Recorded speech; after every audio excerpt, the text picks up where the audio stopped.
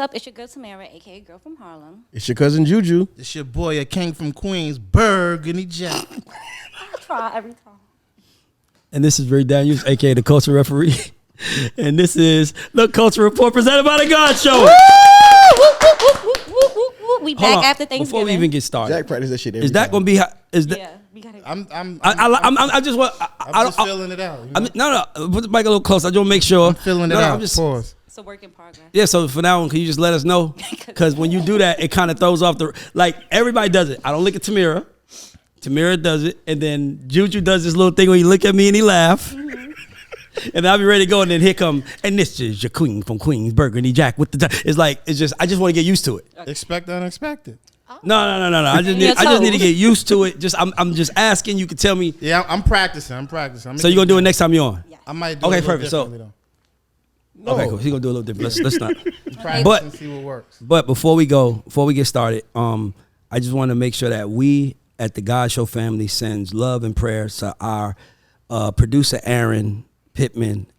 His sister who raised him died, so he would usually be sitting right there saying little comments, but he's not here today. So I just want to make sure we send him love. Aaron, we love you. We support you. We here for you. Let's keep him uplifted. Yeah. Hey, definitely. Okay. And then before we get started, shout out to our sponsors, Too Lost Distribution. If you're looking for distribution, at the bottom of the screen, there should be a code. The first 3 months is free. You can just register. Yeah, if you use our code, the first 3 months is free. And then the next 3 months is $3 a month, unlimited. That's good. Oh, yeah, it's crazy. But shout out to Too Lost Distribution. Shout out to Tote and Carry. And shout out to Yoko Vodka. And, like I said, everybody else who wants to do something, holler at us. And if you're listening, like, subscribe, share, do all the things that you need to do that cost you no money, but does everything to help us continue giving you guys information that matters to you and great content and a whole lot of edutainment. So with that being said, Tamira, floor is yours, shawty. Wait, but you didn't tell them about something that you started that's really, really big, and the people don't know about it yet. What I start that's really big. Community. Oh, see? Hello, the people need to know about this. Okay, so, and if you're listening, at the bottom of the screen, there should be a link. At the bottom of this video, there should be a link. We have a new community we just started called the Dreamers Community. I'm really excited about it. I think it's the most important thing I'm going to do outside of my kids. Ooh. Because the object for this community is to create an ecosystem where people that have dreams to be in entertainment, podcast, music, anything, can get access to contacts, information, and just the access that's needed for them to get to the next level. Shit I wish I had when I was coming up. So if you're watching, by the way, and someone in the community came up with the term, the God Squad. So you want to be a part of our God Squad, click the link on this and buy it. So we're going to be the God Squad. Let's get it. That is the cutest thing I've ever heard. Okay, anyway, so we coming off of Thanksgiving and spending time with our holidays. How were you guys? Holidays, anything fun, anything good? Nope, had a good old time. Well, I put my feet up all weekend. Don't get me started, because the men do nothing. It actually felt longer. Thanksgiving felt the whole week was that Wednesday to Sunday felt long this year. It felt short to me. Really? You were still working. No, I was not. You was on cloud 10? I was on cloud. Oh, I was in Delta 9. Ooh, it's Fonse. Delta 9, that's where I was at. I was that's my favorite thing to do. Outside is very expensive. Yes. Yeah. Nice. Hey, yo, shout out to the liquor Keurig shit, man. My dad got one of them. I need one of those. What's that? We're not letting it go. It's like a little liquor bar situation that you could plug different bottles up, and you take the same way you use the Keurig. It's like you a liquor plug in whatever, like if you like Long Island, you could plug in a Long Island Get filter. the fuck out of here. Yes. And just press the button and it just comes on and it fixes it. We need that. It fixes a perfect drink. I don't even time. drink, but I want that. I drunk that. How much is something like that called? I have no idea, but look, we have, If they want to sponsor, you want to sponsor? Yeah, we'll put it right here. No, we ain't gonna sponsor. He said, "Hold on now." We just shout out our sponsors that's actually paying to give us. No. All right, well, we had a great holiday, but some people haven't been having a good holiday. This was a crazy past 2 weeks, especially for the hip hop community. So there was a law that was like reaching its deadline, that happened in New York, and it caused a lot of people to come out with accusations and all type of things, like just in shambles recently, right? So I want to have a conversation about statute of limitations with laws and sexual assault and how it pertains to sexual assault, right? So we looked up some of the laws. So Juju, I know you had a pretty clear. So one, let's talk about the difference between sexual assault and sexual harassment. Right. So you told me the difference. So the civil suit, these were all civil suits, right? These civil suits were based on sexual harassment. So the difference between sexual harassment, of course, and sexual assault, harassing somebody is saying like, hey, so and so has a fat ass, instead of saying, hey, I slapped so and so's fat ass. Now that's assault. So That's physical touching is assault. Yes. Harassment is Harassment, like, yeah, so if you walk up to a colleague and say, hey, you got a fat ass, that's technically sexual harassment. But if you walk up to a colleague and slap her ass, hey, that's sexual assault. So if you do both, You assault and harass. But the thing about the difference is you can't press charges for sexual harassment. You can do a civil suit, a civil case, right? So that's what we're saying now. All these civil cases, I never knew that. no, it's so okay. you I was saying can't so- no, it's okay. charge for sexual, like verbiage. I can't. yeah. You can't go to jail for saying inappropriate things verbally. It's the act on it that will make you go to jail. Well, but I can't sue if you place if you're harassing somebody and you place a restraining order on them and they break the restraining order, now they have Okay, there we go. they've broken the law. All right. So the difference was like now you're starting to see like all these harassment suits that are popping up. They're civil, so it's something that's civil. And a lot of people are like why aren't they getting arrested? You don't go to jail for civil suits. Do you think there should be a timeline on when you're able to make these claims? And if so, what do you think the deadline should be? So I have to preface by saying I have so much sympathy for a disclaimer. for anybody that's ever like, because it's traumatic. Like I can't fathom how somebody perceives their trauma. However, I was waiting for the however. yeah. However, I can't remember what I ate for dinner on Tuesday last week.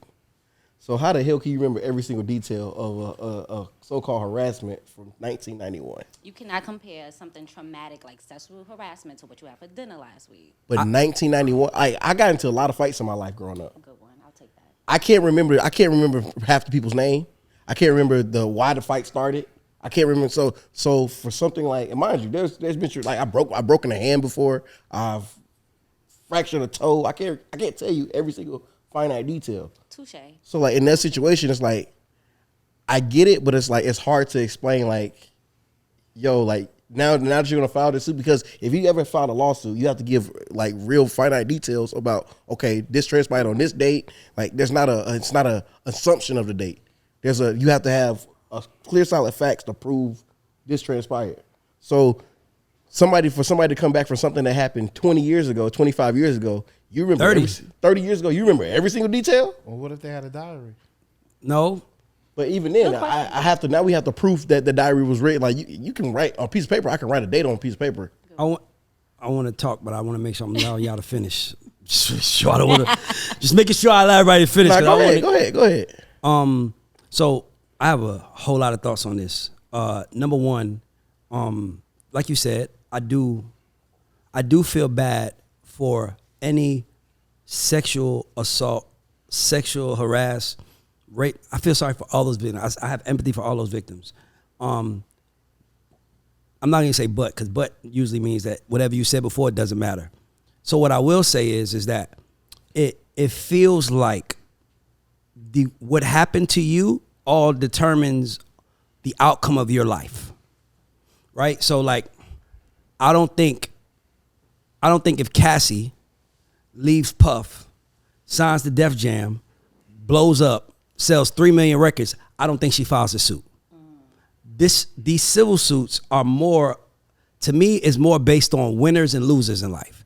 And these civil suits to me are the loser's way of getting back at the people that won. Now, mind you, that person might have won because they did some fucked up shit. Like they might have did some snake shit. So I'm not saying that, but I'm saying 30 years ago, and here's what people don't acknowledge about when you're being sued.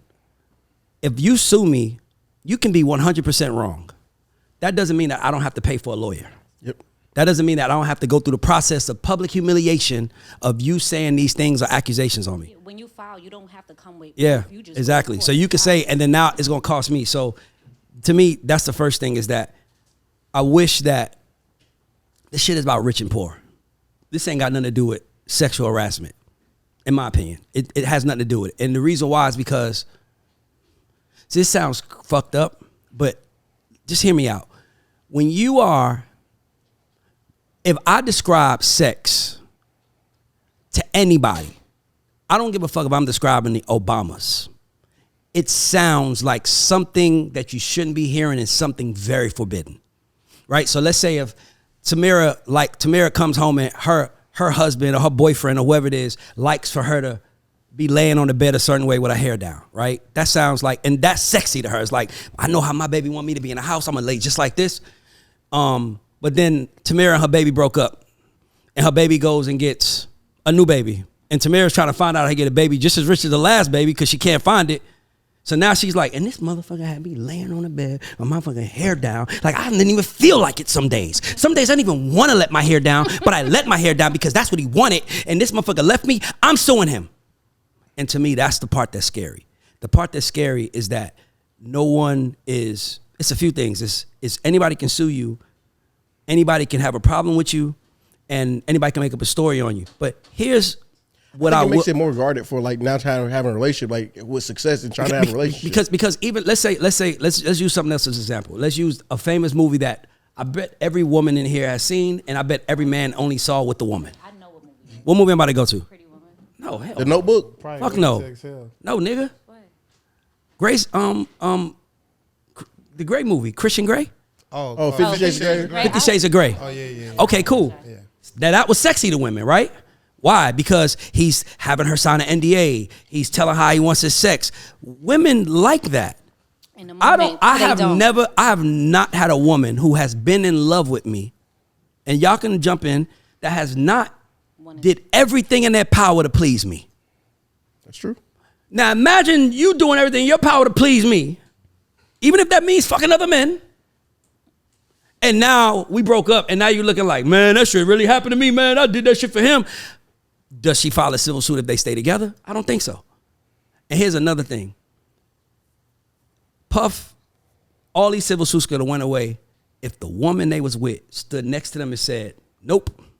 If Young Miami stood up and said, me and my nigga do everything together. I like all that wild shit. He like wild shit. I like wild shit.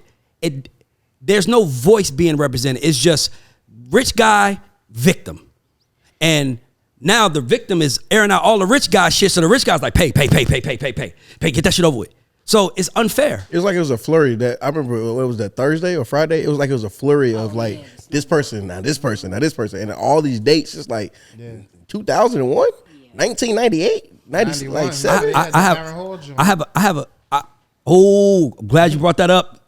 Remember that. I have to tell you something. And there's gonna be a guy, and when this happens, America, world, when this happens, women are gonna lose their motherfucking mind. There's gonna be a guy that's gonna sue Magic City or one of those clubs for sexual harassment. You see how y'all laugh, right? Y'all laugh. Of course, it's funny, right? The women laugh. But as men, when you walk into them strip clubs, them chicks be on your ass. That's sexual harassment. Shout out Magic City. But then guess what they're gonna say though? Guess what that's gonna say? You shouldn't have came. Then why would you speak with the man? As soon as the man laid down with you and made you do something you didn't want to do, at that moment you are a part of the crime. If he wanted you to fuck Big Black Dicks and you didn't want to, you are part of the crime. Matter of fact, the Big Black Dicks should sue.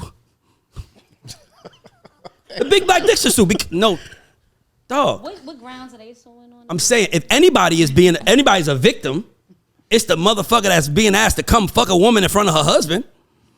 Not the woman who's doing a service. Right. Skip it. Listen, y'all, I know what y'all saying, but let's be clear. Sexual harassment is wrapped up in a whole lot of shit, and it has a lot to do with how women feel, not facts. Have we ever seen Idris Elba get hit with sexual harassment? Let's hope not. Sexual harassment and these civil lawsuits are an attack on rich men and unattractive men. That's it. Unattractive. Do you think that Tell me I'm lying. Have we seen anybody that America deems attractive get hit with sexual assault or sexual anything? Diddy's not an ugly person. No. Oh, but Diddy is different though. Different He's different though. He's Diddy. Right. And he's turned a new leaf. He's love. So imagine, like, okay, so let me give you an example. I don't know about y'all, because you don't have kids. You have kids. Do you ever look at your parents, grandparents, your kid, and be like, where the fuck was that parent when I was a kid? Yeah. That's like when I see my mother with my kids, I'm like, damn, what was that person? I'm gonna sue my fucking mother now. Yes. I'm gonna drop a civil lawsuit against my mother. No, that's what's happening though. Nah, I can dig it. Puff was with Cassie people. Miami having a No, pool. Puff was exactly. like, oh, now you treat He him- was probably a fucked up person in his When he was 30s, with her, and now he's like, and now he's probably trying to do his atonement, and she's like, oh you nice now? that goes back to the bodyguard stuff. Yes, it goes back to everything. So my thing is that, but 50 Cent has a very famous line. It says, no sympathy for winners. And as long as the rich are rich, the American public will never side with them. And the only way you can get them to side with you is by adding another voice. Kobe Bryant got locked up for rape. Remember that? Yeah. When he did a press conference, who was sitting right fucking His there? wife? Right. Exactly. With that big $4 million ring I on. remember that. Yep. And that's what she said to the world, to everybody. I don't believe it, and I'm not going nowhere. I know who this man is. I have a question. Go ahead. So like now, do you think moving forward, like especially with relationship success, do you think now we're gonna get to the space where right when you start dating somebody, you like, hey, here's the NDA. Yes. Here it is. I ain't gonna lie. I was out last night, and my OG, who I was with, first thing he said to me when we walked in the club, you need to start getting NDAs. Because here's another thing we're not factoring in. 2020 was probably the year that most people in America made the most amount of money. It was a money grab for everybody. That's why we went into inflation and all the other stuff. I think we're about to enter the nastiest, ugliest season of all time. I think we're about to enter a season where women are trying to get close to men, or people without are going to try to get close to people with, just to get intel, information, whatever, to hurt them. And NDAs don't work in public opinion. You could be on the NBA, but once it's said out loud, it's out loud. Damage is done. Right. Yeah. You see what I'm trying to say? So for me, I just feel like it's about to be that season. This is not going to start. I could see artists suing. I could see anybody who didn't end up on the other side where they wanted to be. The new answer is going to be sue that motherfucker, get paid. Well, let me ask you this. Do you think it's going to be a situation where a male sues a female? If it does, I think he's not going to get nowhere near the support of public opinion because he's a male, and that's what I'm trying to set. So I'm gonna give you a great example. What's the comedian came out and said that she was talking about men who don't have erectile dysfunction? Yeah, Leslie Jones. Leslie Jones. She said that. So what happens now if a man, if one of the men that Leslie Jones was with, he was like, oh, you were bashing me in publicly, so I'm gonna sue you for sexual harassment. The whole public is gonna hate him. But that's my point. My point is that the way this is going, the only people that can stop these women are other women. Like if a woman came out and said, yeah, Russell did that to me that he did to y'all, but I loved it. It changes the dynamic. I see what you're saying, but what do we? So if Young Miami did come and step out and stand on this with Diddy, how would that have this? But you think that it would have kind of? This is what I think happened. I think Puff knew about the lawsuit, of course, before it came out, yes, and they was trying to shake him down. Agreed. Like, we want 30 million, and Puff was like, no, or we want 20 million, whatever it was, and then he was like, no, what fucking give you that money for? You got a new nigga, be with your new man. And then they filed the lawsuit, and then he saw public opinion attack him because her attacking him gave 10 other women a chance to attack him. That's the one thing about an open door. Once one person hits you, everybody feel like, well, shit, I can hit him too. And I think that happened, and he said, okay, because you got to look at it like this. Her saying what she said exposed him, exposed the fuck out of him, right? On a lot of levels. But you know who else exposed? Her. It shows It's exposed her. So I think he probably was she like, was willing to do for the she ain't bag. going, Right. if you hurt me, you gonna hurt you. And that bitch was hurting so bad that she said, I'm cool with that. But you know how you say it opens the door for other people to come up? He's getting sued The again. other side to it is that I don't think a lot of sexual assaults can happen with just Diddy by itself or just with these people. There are other people that assist in these type of things and cover up these type of things. Like, it takes more than one person to cover up something like this. I think that's everything and everybody. I think that Where do we draw the line on accountability? public opinion. So give me If an example. Tamira hit a homeless person. Okay. in her car leaving the office. Kills her. Oh, no. No cameras can see, no nothing is around. I wasn't drinking. Tamira comes back, and she was drinking. Let's add that. And she was drinking. Tamira comes back to the office and says, I hit a woman. She's dead over there. At that moment, we are now all accomplices. We can either call the police or protect Tamira. Right? That's our only option, right? So now you just, by telling us, you just put us in the crime. That's what I mean by you. So now, Okay, I see. now we're like, all right, let's just not say nothing. Let's just let it go. Let's let it go. Somebody else find it. Right. Now the dead woman there, her daughter's on TV. We've been looking for my mama. We couldn't find her. All those things now are pressure coming down on the crew. Right. Pressure coming down on everybody on the crew. So now your conscience is like, man, I don't, man, to me, I mean, I fuck with you, man. I fuck with you, but like, goddamn, like now, goddamn. So now, I know who not to tell with a body. So now, the secret gets out. Jordan Lee. They are mad at they are mad about they are mad at everybody in this room. Yep. They are mad at everybody in this room who knew. Yeah. That's like, because if that's the case, R. Kelly shouldn't be the only one in jail. I'm about to say that was. No, that's the case. Everybody that worked at RCA Records that knew should be in jail, or Job Records when he was signing should be in jail. But here's the thing, y'all know this game, man. Y'all know how it is, man. As much as these rich guys are preying on the people that are in their life, you got people preying on the rich guys to get into their life. It's just a fact. Dog, you go to motherfucking pee party, nigga, it's 50 chicks around trying to get to them. 100%. Nigga, when you got money and you hot, there, everybody wants you. So now I let you in, and now I'm like, well, look, man, I ain't gonna lie to you. I'm into some wild, freaky shit. Wait, remember Loving Basketball when he was explaining to his son how the groupies make it all the way to the hotel room? I'm going this. Hey, nigga, you want to mess with me? I want to let you know I like different shit. Okay. We fuck around. We hanging around. Then I'm like, I want to see you get gangbanged by 3 men. Like, at that moment, you gonna say yes. Signs up for that. You gonna either say yes or no. Let me tell you who signs up for it. Cassie. Nope. I'm not gonna call her out. I'm not gonna call her out. You know who signs up for it? Somebody with nothing that wants something. So you also are preying on this person. Now, the only thing I can see people getting on Cassie and Puff about is one thing. It's only one factor that I'm like, she was 19, he was 37. So, that's different. 19 is not fully grown. 19 you don't have to go drink. But it is what it is. Now, I have to say something. I know I've been talking a lot, but we ain't talked in 2 weeks. I have to say something. Women in America have made another word that's not bad. You want to know a word that now used to be good? I'm trying to guess. What? If you want to guess. Freak? Nah, hell no. Nigga, freaks come out at night, that nigga. used to be I'm talking about a word that is good. Women have now made that word bad. Grooming. Oh. Niggas, you want somebody to groom me. Teach me how to be better. Now it's they're grooming them from sexual. Dog, isn't that what you do in relationships? That's your woman. Your woman likes making fried chicken. You like baked chicken. You're telling her, I don't want fried chicken. I want baked. You're grooming her now. You're grooming her. I'm supposed to groom her. The way you're supposed to groom me. Now grooming is a bad word? Grooming? He's grooming us? Like, what? Bro. I think the connotation of it, but bro, you're being groomed by Steve Stout right now.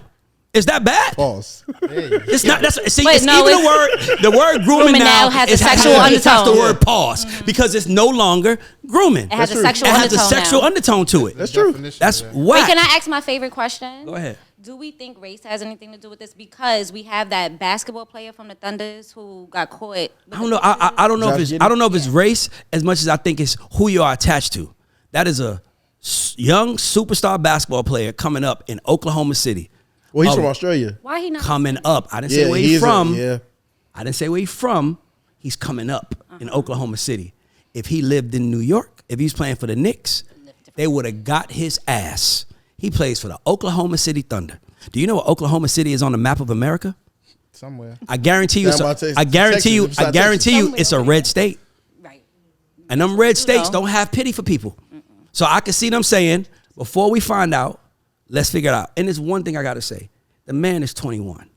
Right. Now, if he's messing with a 14-year-old, nigga, all day. But if he messing with a 17-year-old, and next year he'll be 22 and she'll be 18.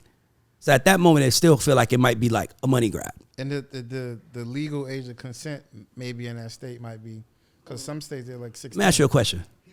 I want to ask everybody a question. Yeah, he was 19. Oh, perfect. Let me ask y'all a question. Do you think Oklahoma City, the entire city, cares more about a victim who knew what she was doing in their mind? Well, let's say they don't know what she's doing. They're both two teenagers, or they care about the Oklahoma City winning fucking games. They want that ring. That's my point.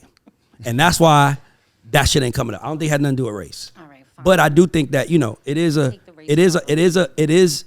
there was a time where grooming was necessary, but I'm talking to y'all as a man that wanted to be in the music business. I wanted to be groomed by somebody. Yeah. Because I didn't know shit. It's innocent. I'm looking at the definition. Read the definition? The practice of preparing or training someone for a particular purpose or activity. Well, I don't think nothing wrong with being groomed.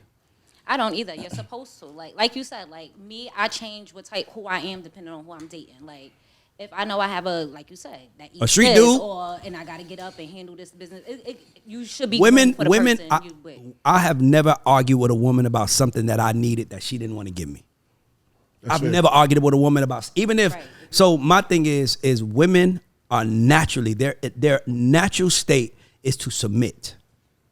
That is a natural state. That's why when a woman gets married, her father gives her away to her new husband, and she takes their last name, and she lives in their house, and now you're one of them. Amen. That's grooming.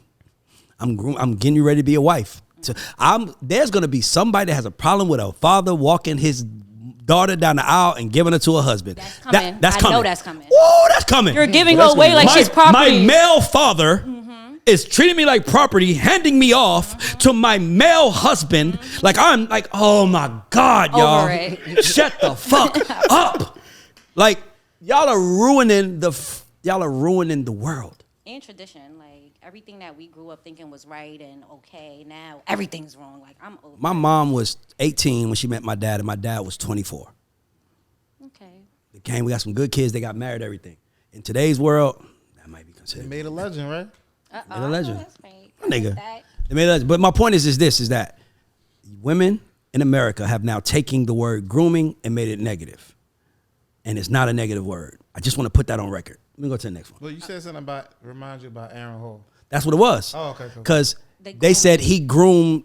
He said, I just found out what grooming was. Gloria Velez was like, Luke groomed her. Man, let me ask you a question. I got to just say this again. If I got a bus, my bus goes from College Park to Buckhead every day. And you want to ride on my bus, but I don't smoke. So I say no smoking on my bus. That's not grooming. That's, you can't smoke on my bus. Mm-hmm. Okay. Juju smokes. Go ride on Juju bus. I don't like Juju. Juju ain't cute as you. See? Can't have it all ways. See what I'm trying to say? So now it's like, if you want to enter my life, my goal and my main thing should be to teach you how to interact with me. The same way that should be your goal. Yo, Tamira's like, yo, babe, please don't call me after 12. I need to be in bed by 10. I like to wake up at 6. That's not grooming. That's considered grooming. You preparing them for something. But imagine if you're going to be a billionaire and that nigga sue you. I cannot sleep past 6 o'clock in the morning because of her. She groomed me to. Oh, shut the fuck up. Ooh. See what I'm saying? I used to try to get me to groom men. Like she would say, always train men to come to your door with something. Like anytime, shit. like they.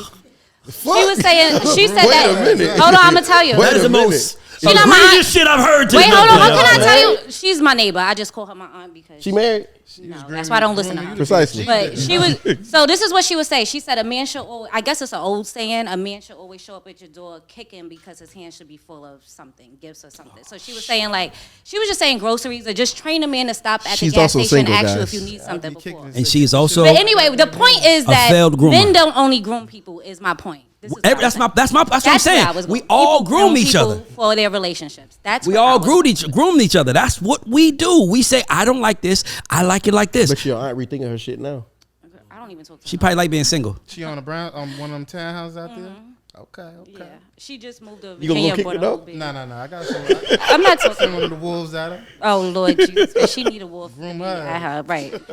All right. Wait. Hold on. Okay. What up, everybody? This is Ray Dangs, aka the Culture Referee. You already knew that. But what you didn't know about, I bet, is a new distribution company called Two Lost Distribution. They're the most technologically advanced distributor in the world. They distribute your music to more stores than any distributor out there. And they only charge you $3 a month. Yep, $3 a month. And they don't charge you any money to collect your royalties. So you get 100% of your royalties. Y'all know how some of them distribution companies be asking for, it's distribute with us, but they take 20%. These guys don't take any of that. They charge $3 a month to distribute all your music. And if you use the code GODS, which is on the bottom of the screen, when you add your discount code, you get 3 months free. So if you're looking for distribution, you need distribution, you're looking for the best distribution company to work with, Two Lost is the fastest growing distribution company out there. Mess with them. Tell them Ray sent you. You're going to get some money off. Anyway, so I know we spoke about this last week. It was before it dropped, but the Andre 3000 album came out. The Flute album, it's getting like completely mixed reviews. Like some people absolutely love it. Some people's like, this is not what I asked for. But he outsold a lot of artists. So this week, Nas dropped Little TJ, Ice. Well, it wasn't this week. That was a combination of the last few months. Oh, okay. So those are all the things that he beat that month. I mean, since he dropped recently. Okay. It's like they got the Meek Ross album on there. Is that that's not he didn't beat them? Meek Ross not on this list. Okay, no, he might have beat them. I'm just saying. Yo Gotti and DJ Drama were right on his ass. I just want to say that. But I want to know what you guys think about this album. Is it doing a reset for hip hop? Do we think people are gonna? It's not a hip hop album. Yeah, it's very relaxing. I think I'm about to say it's busy. Like people go on YouTube all the time and type in music. I want to say something. No, go ahead. I'm sorry. I did it again. People like for me personally, like if I'm sitting at the crib and I'm like just doing busy work or like cleaning up, like I played the album and it was relaxing. It was cool. Like it was great ambiance. It's great music. So like even when I was going on the way driving for Thanksgiving, I played it for my daughter just to see like what would be a reaction right. And she's back there chilling. Like it calmed her down. So like I appreciate it for what it is. It's like an audible edible. Yeah. Edible. I kind That's of like hard. that jacket. Might be How? with that. Oh, okay, got you. But I'm gonna just say this. I feel like people are more mad because of the expectation, not because of what it is. Because there's people that listen to ambient music and lo-fi and different shit to like relax them. So my thing is like, I would rather support someone from our community from that we can relate to than like some fucking monk in Nepal or some shit like that be doing this. You know what I'm saying? But I'm trying to figure out, like, when you say see people who had expectations, he literally told people what he was going to do. Like, I'm trying to figure, like, this is the part that's always confusing me. Like people are so up in a fury about, oh, he didn't even rap one bar. It's like, the nigga did interviews and said, but the nigga did interviews and said, I do not want to rap anymore, right? Like, I have no motivation. His last feature that he did was Scientists and Engineers with Killer Mike and Future. He literally said, I have no inspiration right now. He's like, this is the best I can give y'all. I hope I get my second win by the time I'm 80. Maybe I have something to rap about then, but I have nothing to talk about right now. So people are like, oh, well, this didn't meet my expectations. Like, you're expecting, like, this is literally like saying, LeBron, I expect you to play till you're 50. LeBron's already said he's gonna play until his son gets there. So like people, you can't get mad like, oh, you could have gave us 5 years with your son. Nah, nigga, I told you as soon as he got here, I'm getting the fuck on. I'm tired.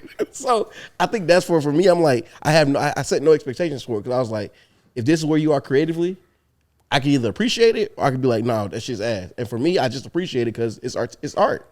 I appreciate it. I want to ask a question. I think we should be asking more. I think you asked the wrong question. I think the question should be, what can we learn from this? And to me, what we can learn from the Andre 3000 album is that people connect with, if they connect with you, they'll do everything they can to connect with what you're doing. Mm-hmm. And the fact that this man, first title is, I really wanted to make a rap album. That's the title of song 1. I really wanted to make a rap album, but this is all I could come up with at this time. Like, that's the first song title is telling everyone where he is. Yep. I want to make a rap album, but this is all I could come up with. So at that moment, you get to choose to listen or choose not to listen. But the fact that he remained true to who he was, to me, is the volumes that it spoke. And to me, I feel like instead of artists paying attention to that was a Flute album, I think we're missing the most important thing. This man did what he wanted to do and explained to you why he couldn't do it and saying, this is the best I can offer. And people gave him a chance to listen. Mm-hmm. And to me, I feel like artists, you can't keep tricking the audience to buy. Can't keep, like, this is my best album. It's like, at some point in time, they're always going to be like, man, we heard that last album. Like, every album your best album? So I think about that. But I just think that hip hop's in trouble, and I think that Dre is, his energy is what people feel like hip hop is missing, and that is why people like myself gave the entire album a listen, because I was like, let me at least try to understand where he is. Mm-hmm. But that led me to my second question. At what point in time, and I don't know if I can ask y'all to. I feel like I can ask you, but this is really for people watching. At what point in time in Outkast's career did Andre separate himself that much from Big Boy? Like, at what moment was it? Because Southern Playlist and Cadillac Funky Music, nigga, they was neck and neck. I think Idlewild, you could start telling. Nah, it was before Idlewild. No, I think Idlewild was like really the time where you seen like he was like, because even the visual. Yeah, but Idlewild still came after the 10 times platinum album. True. And I think 80% of the buyers, 80% of the buyers from that album probably was buying. This wasn't streaming days, by the way. So if it was streaming, we could know who was getting the most attention. Separate itself as far as like. And separate itself as far as that much important as an artist.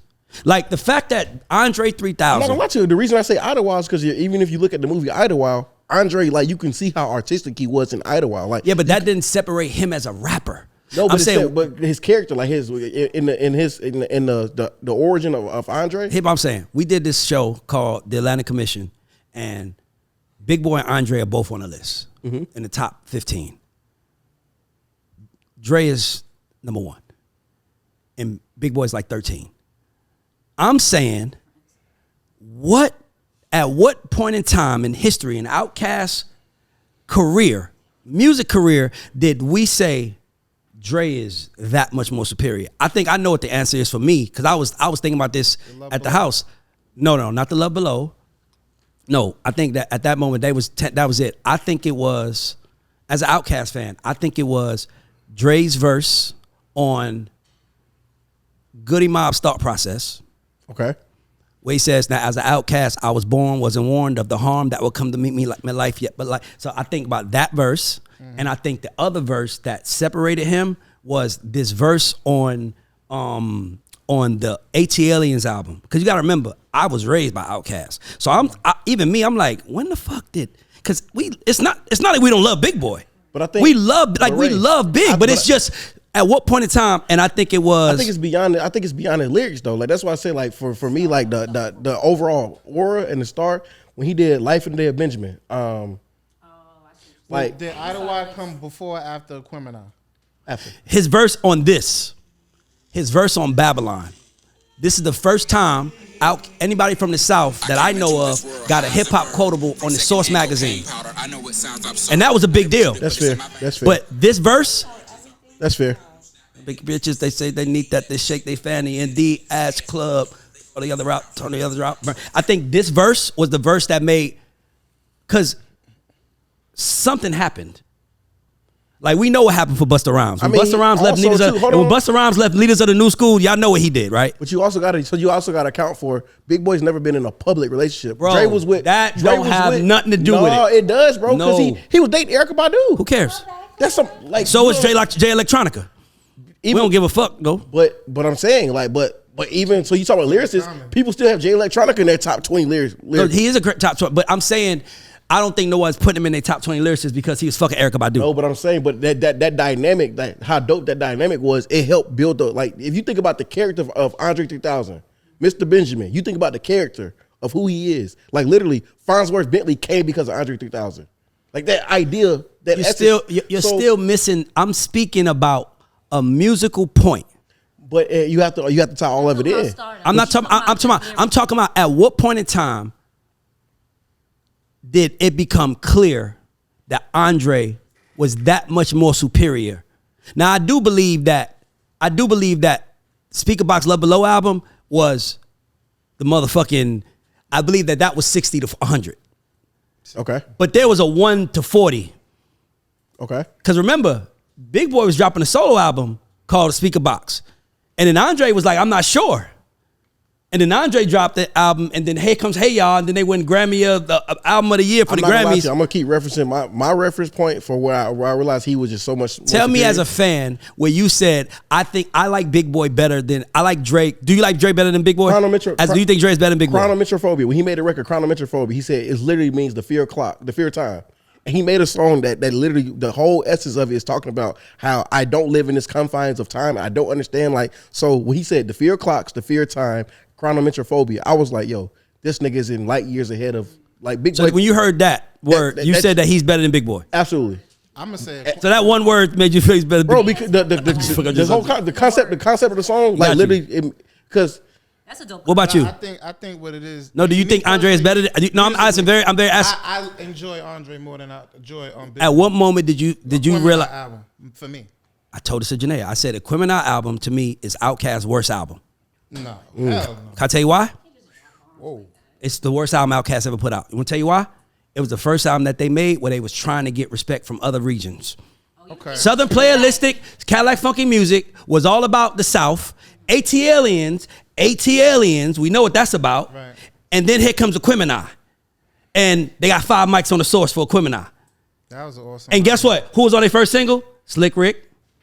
Who was on the other first single? That's hard. Raekwon. That's hard. Sounds classic. That's my point. It was them trying to get another audience. But I don't feel like. Matter of fact, can you see a Blue will come join? I don't feel like they was like out of. Like Just ask them. Too out of pocket though. Like it still sounded good. That's a great album, bro. Tell them we talk about Outkast. You might not want to talk about it. I don't know. That's I have a a question great though. album. As an artist, I ain't say it wasn't a bad album. I just said it wasn't. It was their worst album. That doesn't even in mean the it's whole bad. Yeah, it's just their worst. Outkast discography. Quemini is the only album that Outkast has that I do not listen to and don't care to listen to. The only record on the Quemini, like they had some good songs like Artist, but for me it being an Atlantan, that was we knew they were reaching for New York. But we always talk about artists having to pivot and stuff. So when do you break away from doing what? I'm not saying that it wasn't a smart move. Okay. It was a smart move. They just proved it to me. Right. 2 guys not from Atlanta was like, Aquemini. Right. So it did. If you talk to an Atlantan, only song I know they had that was Atlanta was Hush That Fuzz. Everybody get to the back. That was Aquemini. That was the only song that we love artist storytelling, but it was Slick Rick, and then here comes the record with Raekwon. Like, come on, bro. Like y'all made that for New York, bro. Like that was in New York. We know what y'all did for that. We know what y'all did for that. But look at this. But I'm still asking. So for you, it was what? A Criminal album, and for you, it was Chronometrophobia. Do you think Dre is better than? Okay, cool. Know. For me, it was Babylon verse and. Because I'm like I said, I keep putting like, and it's hard for me. Like this is just a thing that I do. It's hard for me to separate the character that you persona that you built. Because Idlewild just showed me like he was so much more artistic. But that's who he was then. Advanced. When he rapped on Southern Playalistic. Because let's be clear, my favorite song on that is Southern Playalistic for Cadillac Funky Music, and Big Boy stomped on him. Well, it's the M.I. crooked letter coming about the South, bro. Like Big Boy. Because let me tell you another thing. Big Boy had.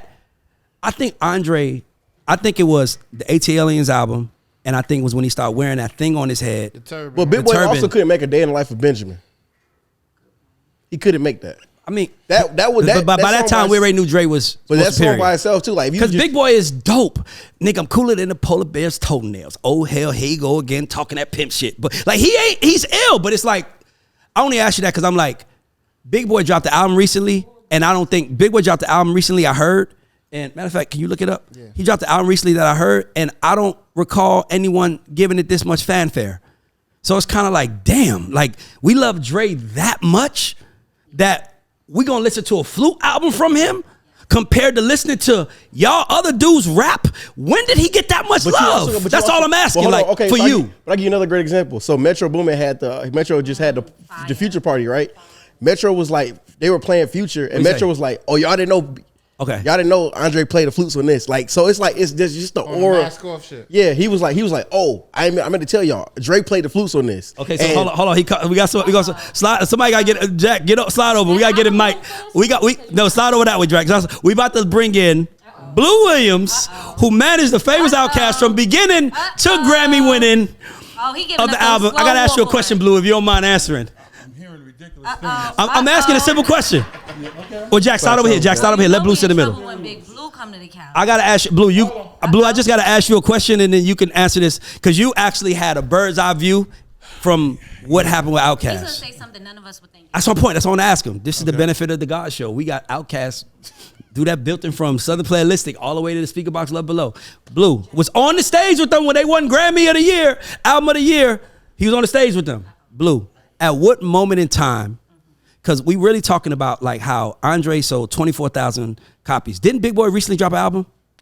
Like in the last year? Yeah. Okay. Did it do anything I there? think it did 24,000. Okay. So my point I'm saying is that Andre is that much superior to us that we love him so much that we are 24,000 he had in consumption of album sales to listen to a flute album where we knew we wasn't gonna hear his voice. For all we know, he didn't even play the shit. Just being honest, right? He could have just put his name on it. But here's the point. At what moment in Outkast's career did you start noticing that Andre was getting way more fanfare than Big from fans and things of that nature? Or did you ever see it? No, I think you saw it. There's just a natural. I mean, Dre had a certain sex symbol appeal to him, even from. Forgot about that. See, I want to ask Dre took off his shirt, and we knew we got everybody's attention. So there's a certain sex appeal that Dre just is always natural. But we love Dre though. Hear me out though. Right? But here's what I'm saying, the Blue. I was a kid, bro. I love Outkast. They raised us. We love Dre for that reason. Well, he had the shirt off. That wasn't it. But I'm saying we love Dre and we love Big the same. Southern Playlist of Cadillac Funky Music. Southern Playlist of Cadillac Funky Music. I don't think people were saying Dre was that more superior. No, So, I don't think it was. I think it was the AT Aliens album when he started wearing the turban, and I think it was his verse that he put on Babylon. Who was he dating during the ATL? I'm trying to tell you, it was the aura of what he was doing too. Like, Dre was dating Erica, and he was expanding and growing up, and Organized Noise had less of an influence, and you started to get more Outkast influence in the music, And that's what separated taking them. chances, and so you started to see an elevation. I think that the like people underestimate the need for Big Boy in Outkast. Outkast doesn't work without Big Boy, because if Dre is just doing what he was doing, people are like, wait, what is that, or what's going on, or he's being weird. It's like we as black people are not always the most accepting of change.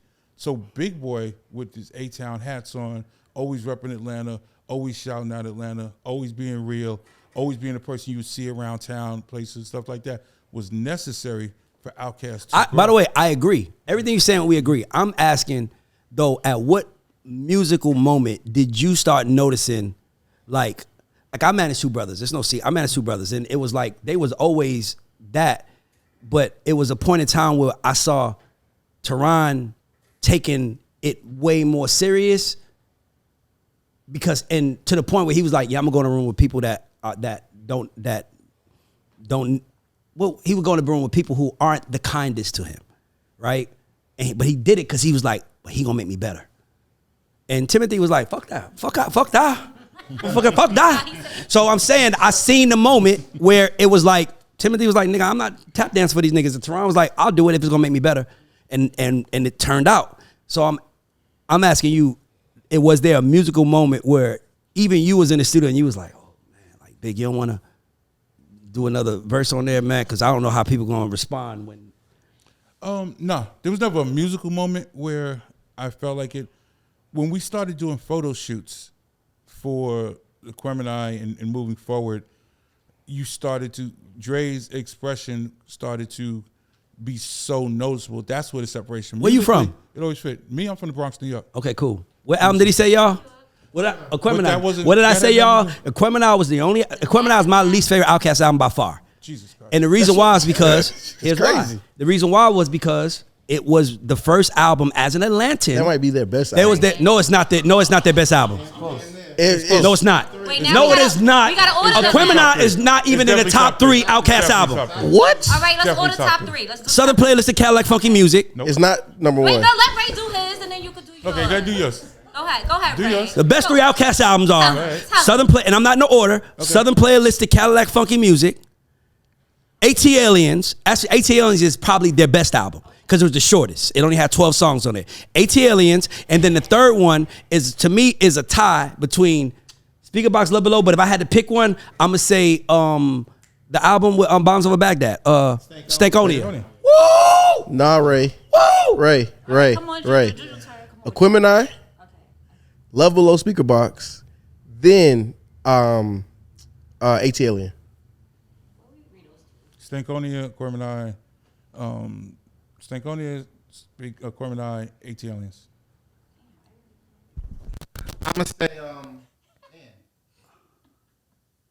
for me, Aquemini, Speaker Box, and Stankonia. By the way, for everybody, you wanna- here's something for everybody watching at home. I want y'all to understand something.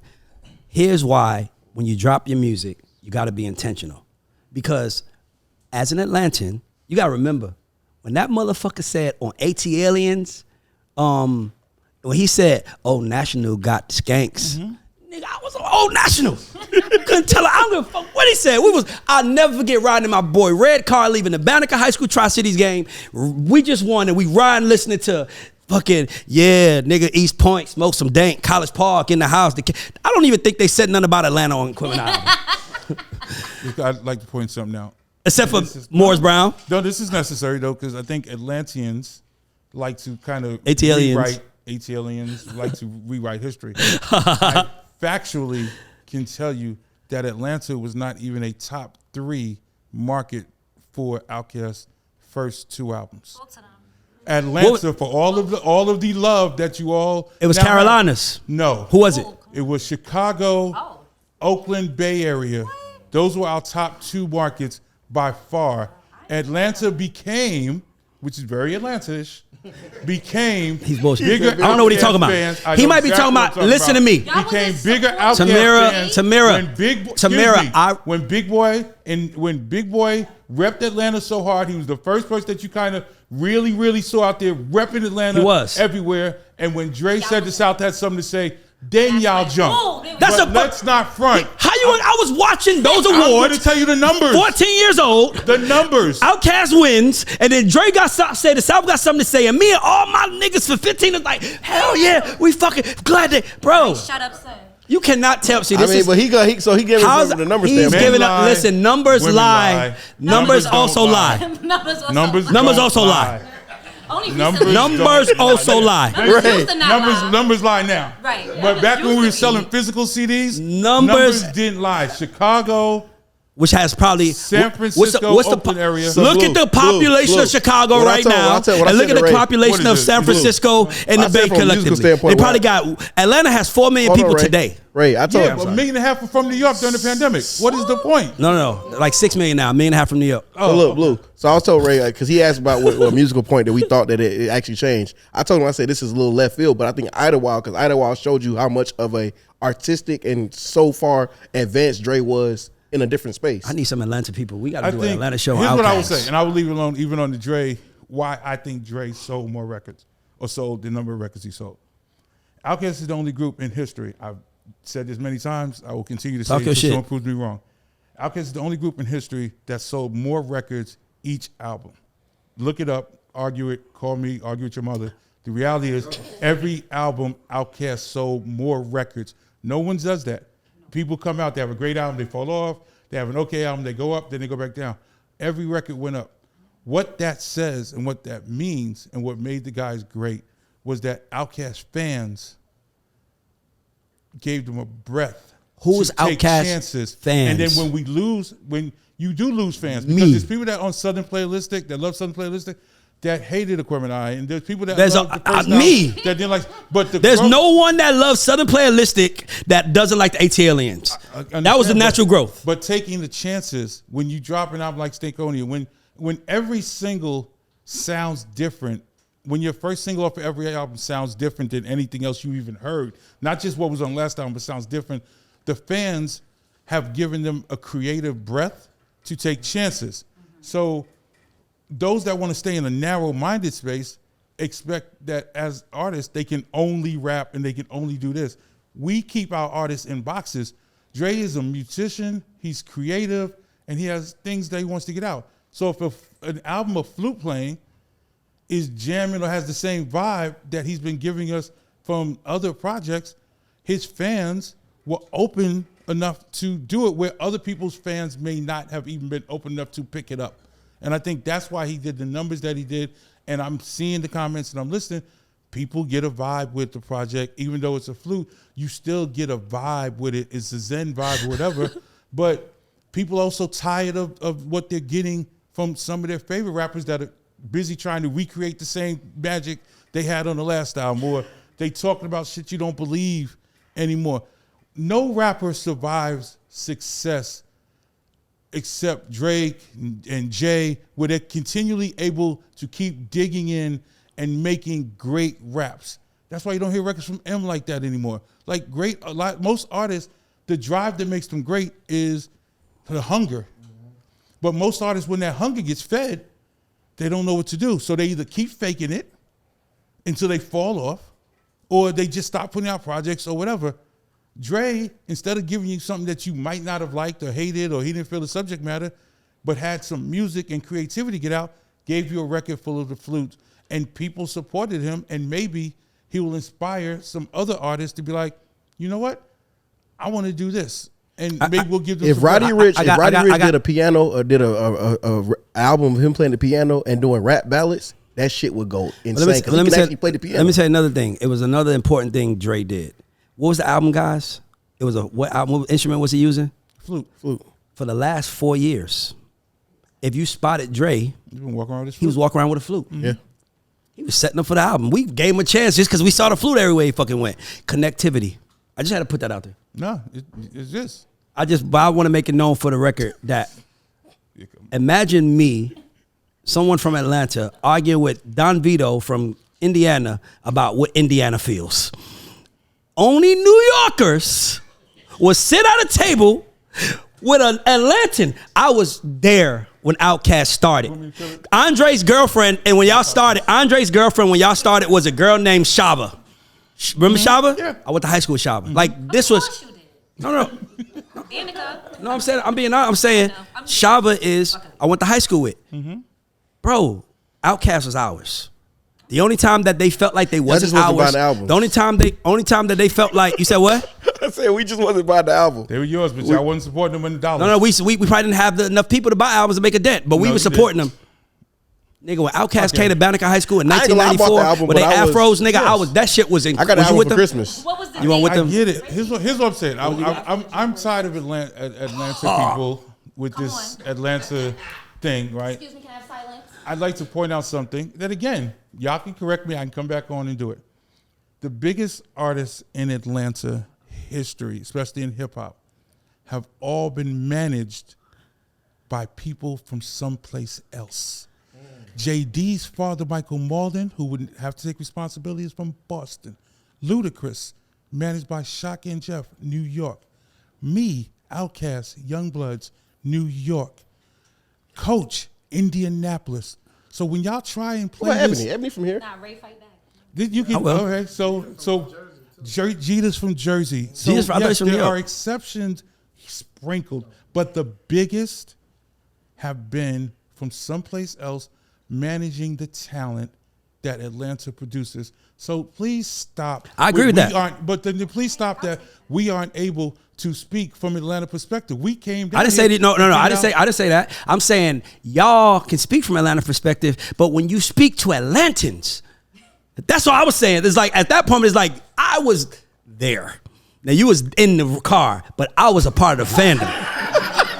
You was in the car with them niggas, but I was outside waving, and as y'all rolled by, we was all talking about him. Like, man, Dre is amazing, man. But, like, I'm telling you as a fan, I remember when that moment when they separated, and it was like, hold the fuck up, this nigga Dre is ill. Like, we always liked him, but this nigga is different. And he was so different, and let's be clear, if Atlanta doesn't accept his difference, it doesn't work.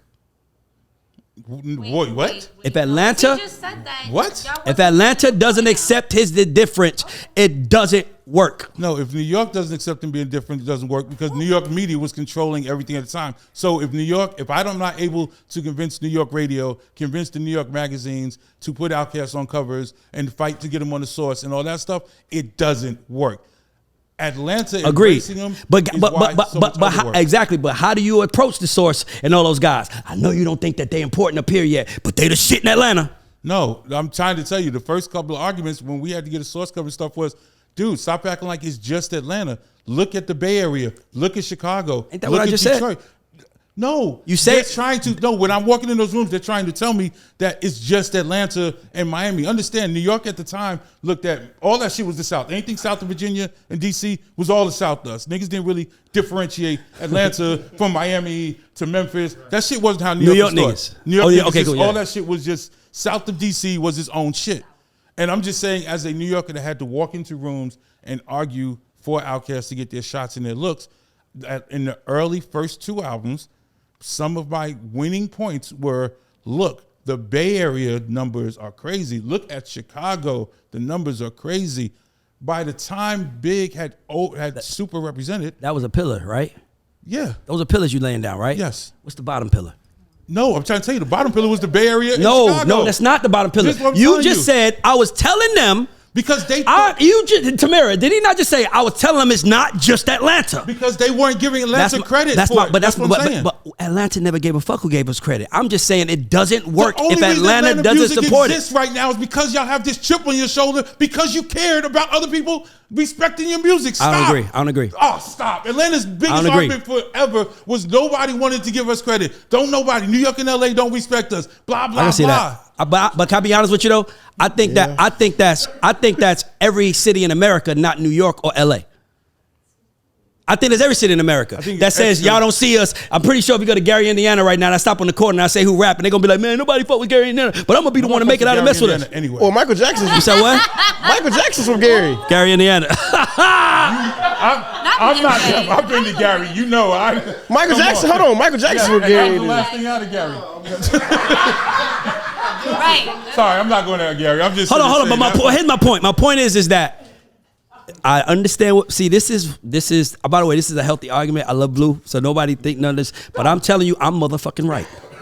Blue went in them rooms and said it's not just Atlanta. The Bay fuck with them. The Chicago fuck with them. But Atlanta had to fuck with them for you to go in the room. Because if Atlanta wasn't fuck with them, you're gonna go in the room and say the Bay fucks with them in San Francisco and Chicago, and they're gonna be like, what about their home state? Yeah, but what I'm saying was Atlanta fucking with them wasn't enough, is what I'm saying. That's all I'm Wasn't saying. enough. It wasn't enough. It wasn't going to get us onto the covers. It wasn't going I to agree. get us things. I agree. So yes, there is a foundation. I'm not taking. But away I'm from that only foundation. arguing the main pillar that has to be there is Atlanta. If they had Atlanta, Hold on, would you agree with that, Blue? I just want to know. I know you ain't come for the show. You got shit to do. But would you agree with that? The main pillar was Atlanta. Because I don't want to have problems in these streets right now. I'm older. And by the way, Blue is a brilliant New Yorker, and he answered the question like a brilliant New Yorker. But even though he said I don't want no smoke, he knows for a motherfucking fact that I'm right. Because let me tell you something. We love 50 Cent in Atlanta, but Queens had to love him first. Nigga, you. I believe in that. I think No, the home- everybody, Harlem, I agree. Dipset had to be. No one wants was to. there. No one wants to celebrate a king if they city don't treat him like a king. You are correct. You are correct. All right, Blue man, thanks. I know you guys should do. I just had to get that. I agree. Am I dismissed? You ain't dismissed. Thank you can you sit if so you want, much. Thank but you everybody give a for Blue coming Outkast and manager. clearing that up for us. We appreciate you. All right, man. Let's go to the next subject. All right, so this one is a little. Right funny. Thank you for that, Blue. That was amazing. Right funny as hell. You saw me win it, right? When I started winning, Juju did like this. No, don't do that. Hold on. I should have been a lawyer. Come back over here now. I can't argue with the source. I want to argue with Blue, but I don't want to do it now. I can't argue with the source. He was like, I can. he was in the car. I'm a source. Right. You said. I'm a source. He said you was in the car. I'm and a I was source. outside. Nigga, I was waving at you as you walking up the street, nigga. Hey, look at me. Look at us. Brother, we worship, it's two artists in Atlanta history that has got the most worship, and it's two very close ones. It's actually two very close ones. The number 1, 2 artists that got Atlanta's history is T.I., Outkast. The only other two that got just as much, but they had the whole everybody, Future and Jeezy. Those are only, nobody, nigga, Jeezy had clubs playing his music for 45 minutes straight in the South. But that's because of... No, nigga, that's never happened before. Well, I don't care what it is. If you come in with BMF, you throw $1 million. Guess who else came in with BMF? Guess who else came in? Watch this. Watch this. Watch this. He's wrong. You know he's wrong? Because BMF was coming in there pushing Blue Da Vinci. They still picked Jeezy, my nigga. Right. BMF was not in South Carolina. But they was running it in Atlanta. But you know what really helped Jeezy out? Detroit. Of course, I ain't arguing that. So I'm not arguing none of that. I'm telling you guys, as Atlantans, the 5th one that's coming up now is Lil Baby. Those are no 5 artists in Atlanta has been more loved by the city. I'm not talking about outside the city, because then you got an artist like Ludacris who gets love. Nah, not Savage. Not Savage. Atlanta, I don't know what it is about. Like, everybody I know in Atlanta loves Lil Baby, and not only love him, but talk about the nigga. And here's the crazy part: as big as he is, he's way bigger than his music. Yeah, Jeezy and Future music was just as big as them. I would say Savage. Actually, I would say Future music was bigger than him. Savage is one. Savage can fall in that. Can definitely fit. Savage is loved here, but Savage don't care enough. Savage is the thing I like about 21 Savage is that he's effortless. He doesn't try. He doesn't care to try. He's going to be his motherfucking self. And that's why we love him. But what I'm talking about is Atlanta artists. Thug. Like, yes, Thug, but Thug still had, it's on record, had enemies in Atlanta. So you still had YFN, Summer Hill niggas that probably had an issue with him. I'm saying Lil Baby gets love in the entire city from everybody in the entire city. That's rare. That, like Ludacris, I went to high school with Chris. Yeah. He ain't start getting love until he was big. And even when he got big, when he dropped that Throw Them Bows thing, that wasn't Atlanta to us. That was an Atlanta artist deliberately making music for a larger audience. And there's nothing wrong with that, by the way. But because I know how music is made and we all understand, you know when Outkast, what we knew as Atlantans, when Outkast did Aquemini and put Slick Rick on one record, and Raekwon on another record, they were trying to appeal. No, I'm saying I'm fucking 16. Like, nigga, I love Outkast. Why the fuck are they dropping? Why are they doing this? New York niggas. They trying to pill these New York niggas. We don't need them niggas. And then they got y'all. And then they came with Steakonia, came right back to us. When Dre was running on the Bombs Over Baghdad video, that's him running in Bowen Homes. Yeah, bro. That's what I'm be trying to tell y'all. Artists listening, it's all about intent. Nigga, it's intent. When Nelly came out with Down Down Baby video, nigga, he was under the most famous thing St. Louis had. You ain't gotta ask me where I'm from. And he had on a St. Louis jersey. When Outkast came out, Dre had on a Atlanta jersey with a Kango on. Why wasn't Throw Them Bows South, like Cadillac Grill? It sound real South to me. That's why it worked, because it sounds South to people that's not from the South. Ray crazy. Am I wrong? Timberland do that? No, Pharrell. Oh. But that's what I'm saying. But like, and then it's like Southern music. Here's another reason. The only thing Ludacris did, by the way, Ludacris is my nigga, no problem. But we talking. The only thing Ludacris did that made him not Southern to the South people was he rapped with a correct dialect. He rapped with a because he came from the radio. Cadillac grills, Cadillac mills. Check out all my Cadillac spills. Like he was trying. Like, nigga, T.I.'s like, I know a nigga don't like me, but he won't fight me. But like, he's like, we know it. He ain't trying. He's just being a Southern nigga. Chris was enunciating his words, giving you energy, and I think that's what made it hard. And because even when he had dope beat selection, because Ludacris's most famous Southern record is what, y'all? Should be easy. Fantasy? Come on, man. Or move to Atlanta. Move, bitch. No, get out the way. No, nigga. Move, bitch is Ludacris' most Southern But record. Fantasy was the one. Fantasy was broke him, but I'm saying Ludacris, Move, bitch was his most Southern record. When you saw him at the Georgia Dome, when he's coming down at the Falcons game this weekend, what was he performing? Move, bitch. That's the most Southern record he has. You think Usher gonna bring him out at the Super Bowl? I would. I don't know. I would. I mean, he should. Why wouldn't he? He's on his like. Shaka asked me, was I coming? Maybe that's why I'm going. Shaka, I want to roll with you as a +1. I don't even need a seat. Usher should bring out To be honest with you, Chris Brown. Nah. Hell nah. I think it should be another ode to Atlanta. I think he should bring. He should just do if I was Usher, I would just do the most Atlanta set I could do. I would bring out Ludacris on that. I would do fucking Lovers and Friends with Lil Jon. I would do anything that I can to make the Perform for that crowd though. The white Man, you don't. Now the Super Bowl is the only thing where you are the crowd. Super Bowl, you Beyonce, said- football people that listen. The NFL is the same people that turned on Colin Kaepernick because Mind you, the he Super was Bowl- talking about equality for black people. You are and the- no one is more pro-black. The thing about Super More Bowl- woman is more pro-black than Beyonce. The thing about the Super and they Bowl, let her too, perform. You set your own. You set the show how you want to because they're not paying you for this shit. So this is your show. You don't get paid for the Super Bowl. So this is your show. No, They say you don't. No, That's what I thought. Okay, see, you get paid. Your labels also pay for the production. yeah, that's like an award show. And then another thing, but too, I think the offset too, how they pay you, they'll pay you like how they did the last year with T-Mobile. Like they did the post show with T-Mobile, and they're like, okay, this is gonna make up for what you were supposed to get paid. By the way, I want to make sure it's known I'm not saying nothing negative about Chris. Can I tell you why I say that?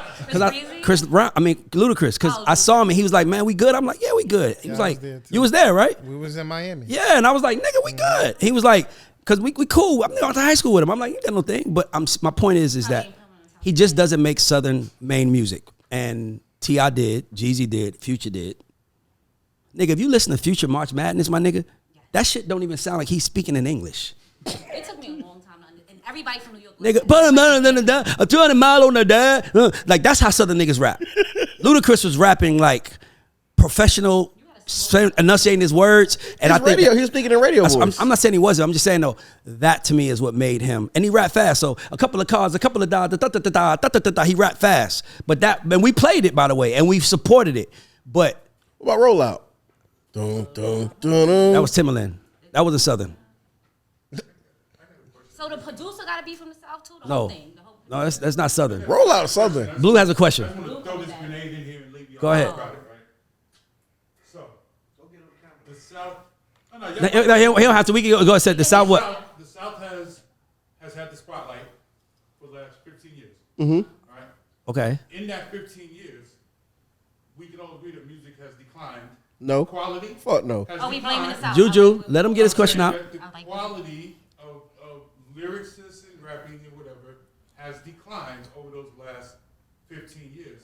Is that because Southern speech is kind of lazy, and that's what you're talking about, the way it goes, and that the rapping has become very lazy with it, and so that the quality of rap has gone down because the South has that control. I can't No. say that. 'Cause Everything- J. Cole, everything- J. everything- Cole's from North Wait, hold on, Carolina. I'm gonna repeat the question. For No, the people so who so can't. so what Blue is saying is that so it's a lot of objective opinions here. It's a lot of subjective opinions. So Blue is saying that the South ran it for the last 15 years.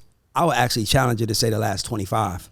I would say since like 97, 98. No, hell no. The can prove- question was, right, say Hold on. the Okay, so but the question was that is the laziness of the Southern accent has that played an effect on the quality of the music going down? And my answer, I say no, that shit cap. And the reason I say it's cap, I can name 10 artists right now from the South that are lyrical, that have literally changed the trajectory of what music looks like. You have Rick Ross, Miami. You have T.I., Atlanta. You have J. Cole, North Carolina. You have Mystical. Don't say his name. Are y'all crazy? Are y'all crazy? he's As a lyricist, are y'all crazy? he's a two-time rapist. No, they about to. He's a two-time. I'm just saying he's a two-time convicted racist. That doesn't take away the fact that a man can rap. But I can't say R. If Kelly. You catch me in can't the say jungle, you can't if say you see Mystical. me, protect the bell. Like, That's stop a fact. playing with me. Like, stop playing.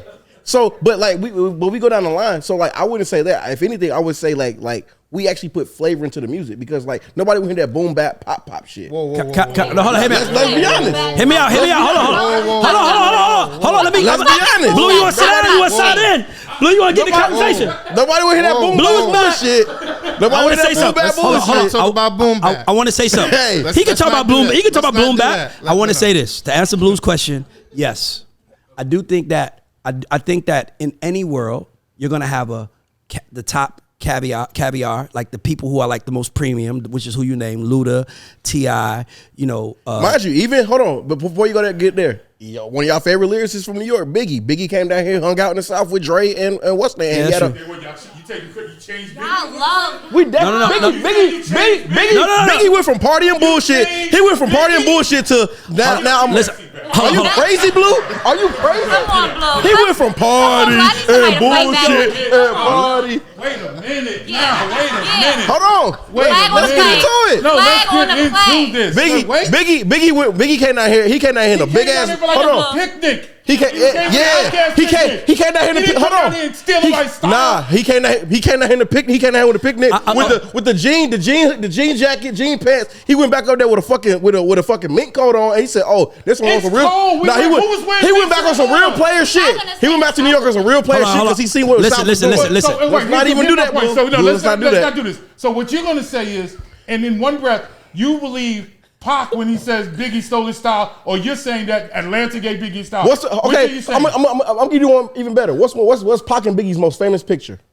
Them together at Morehouse, man. Stop fucking playing with me. They came to Atlanta. With Marlon Wayne's in the background. That's in Atlanta. That's at Morehouse. That's Morehouse homecoming. Stop fucking playing with me. Morehouse. That's why they were in Atlanta. Excuse me. Back then, because I happened to be walking around.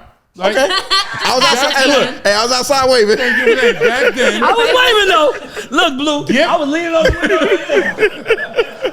window. Like, go ahead, Blue. I'll be with them niggas one day. I admit it. Big gift from Goody Yeah, Mob. absolutely. Fashionable. Yep.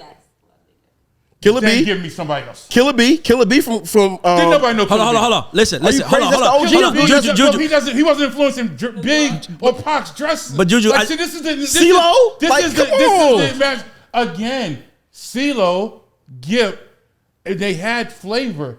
That was not what ATL was known for. That somebody Did he brought Biggie down here for a reason? He brought him to Atlanta for a reason. So LA he was paying him to bring Biggie and Bad Boy down there to make see what Atlanta was doing. to make the picnic more relevant, because at the time, I'm telling you, I'm in rooms. This is not an argument you're gonna win.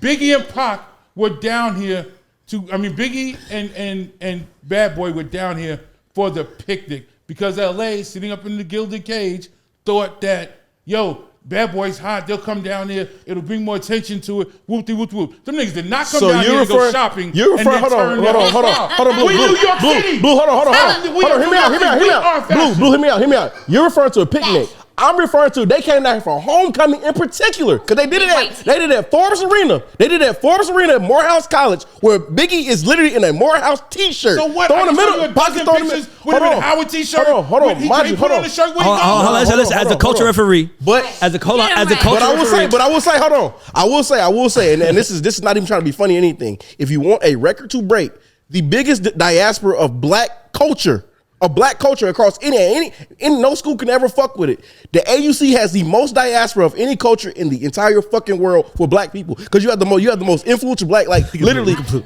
Let me jump in. I said to say, yeah, the picnic. They're talking about that picnic shit, all cool. There's no picnic now. But here's the fact. Homecoming's still going on. But here's the fact, though. Homecoming's still happening. But hold on. No, let me get. Spellhouse. Hold up. Is Spellhouse? Whose homecoming is bigger, Spellhouse or Howard? Spellhouse. Don't even try to play with me. Don't even play with me. Spellhouse. Thank you. Thank you. Y'all come here. Spellhouse. Spellhouse is the number one. Homecoming is bigger than Howard. Can we get a Google search? Can we get a Google search? Yes. It's like, hold on. It's like 51 to 49. It's like 51 to 49. It's close, by the way. I've been to Howard homecoming. I've been to Howard homecoming. That's cute. It's cute. But y'all in DC about a bunch of. So let me tell you the difference. When y'all have homecoming, it's Howard. We have homecoming, it's Spellhouse and Clark, Atlanta, and Morris Brown. So it is a bigger than all of them combined. No, it's not, bro. Howard is like 8,000 students. Thank you. Hold on. That doesn't mean it's not bigger though. He's saying what you want. We shut down Atlanta. Hold on. We literally shut down Atlanta. I'm gonna make. Y'all don't shut Hold on, Juju. Let me make a point. I gotta make a point, y'all. Let me make a point. Yeah, go ahead. Here's the point. The point is this: is that for any artist that is in a region, I don't want to say regional because that comes off offensive. Outkast Atlanta, Biggie New York, Rick Ross Miami. For any artist that was in a region, for them to break out, they naturally have to appeal to a larger audience than the region. Which means that if you're T.I., you got to bring them out. because it's a Jay-Z sample to make New York fuck with us. There's also Outkast has to do a Criminal album, and then Ross has to do what he does, and Nori has to do what he does, and Jay-Z but let's be clear though. Every artist that embraced the South became the biggest artist in the world. Not every artist that embraced New York. Now, let's talk about it because let's be clear. Let's look at it. Drake was rapping like Drake's lived this, in Atlanta. And then Drake came to Texas and saw how they was talking, and he went from rapping like, let me tell you about this girl, and then he went from that to like, you're the best I ever give you a better one. best everything. Right, I give you a better one. DeVito, who's one of the biggest Afrobeat artists in the world. He started lived in here, Atlanta. broke here. Fall broke in Atlanta. Excuse me. Let's first of all, what we're not going to do is we're not going to get off of the absurdity that you started this with. So we're going to circle back. Right. If you ever in your life again say that, especially in the 90s, that Atlanta influenced Biggie and them's wares. First of all, He did. I've been in Atlanta for 30 years. You tell me who in Atlanta is Dapper Dan? Who person in Atlanta has had more of an influence on hip-hop and culture than Dapper Nobody in Dan? Atlanta's wearing that tacky Andre shit. 3000. That shit was tacky. Andre 3000. Nobody was wearing that. That shit was tacky. Wildin'. That- You're wildin'. the Andre Louis- 3000. The Louis Vuitton, the whole Louis Vuitton fit was tacky. I'll give you that. That shit is tacky. Andre 3000. do have a- Nobody sold more T-shirts in hip-hop history than the Snowman Did Jeezy? T-shirt. Thank you. Okay, so wait, this is what we're comparing. We're comparing, wait. So we're putting T-shirts. Let me just compare. We're putting influence. We're talking, first of all, he went into fashion. I'm saying me. Nigga, Rockefeller. we made white tees famous. We made white tees famous. T-shirts. We made white tees famous. T-shirts. A St. Louis nigga made Air Never. Force Ones are famous. Why they don't give him props for that? We've been wearing, I excuse wanna me, leave. Cameron was wearing hers. What is that? Harlem been What is wearing that? hers Long before. I'm talking about Air Force Ones. I'm talking about Air Force Ones. It's too it's not cold enough in Atlanta. First of all, let's start here. Let's start here. The world did not start wearing Air Force Ones like they did till Nelly. You're crazy. No. That's The a lie. world, It's a not total New lie. York. That's cap. Not Now New that York. I will use the word cap for. Not New York. You're bugging. Niggas was calling it in We've been Air Hold Force on. Ones. Watch out. What y'all call it? What y'all call it, Tamara? Uptown. Oh, Uptown. exactly. Whoa. Before Glad y'all they said were Air Force that. Ones, I'm like glad. We were Uptowns. Hold on. Just let one person talk at a time because it's going to be a bunch of mess. Go ahead. You're Okay. right. Uptowns is what New Yorkers call those sneakers. The rest of the country calls them Air Force Ones. Nobody calls them Uptowns, not even New Yorkers anymore. That's because Nelly made a song called Air Force Ones. But that doesn't mean we weren't already rocking them.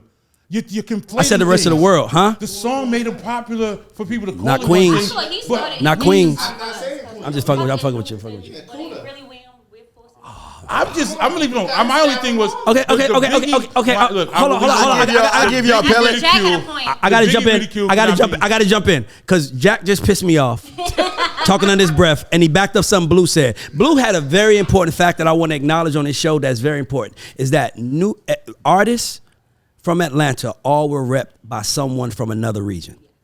The reason why was because at that time, the region.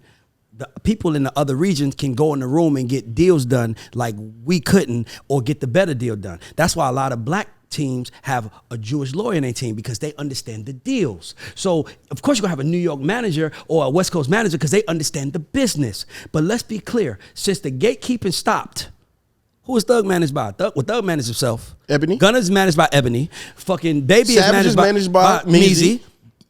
We don't need no New Yorkers no more. LVR is all Atlanta. All Atlanta. So we had to do. Summer Walker, We had to that's- get new. So he said, because Jack said, Nelly, Kuda Love put Nelly on. That's true.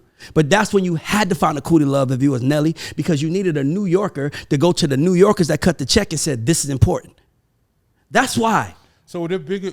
So then let's go to this point of it. Like, it's not just about getting on. And again, yes, you eventually, after a 10-year run of New York and other people guiding y'all to the promised land, eventually some of you are going to figure out how to do it. And guess I'm what? not even making it And as about an that. Atlantan, But I'm my going to point proudly is- say my point thank is- you. My point No, of it Blue, is- thank you. is that Thank you for being the blueprint. What?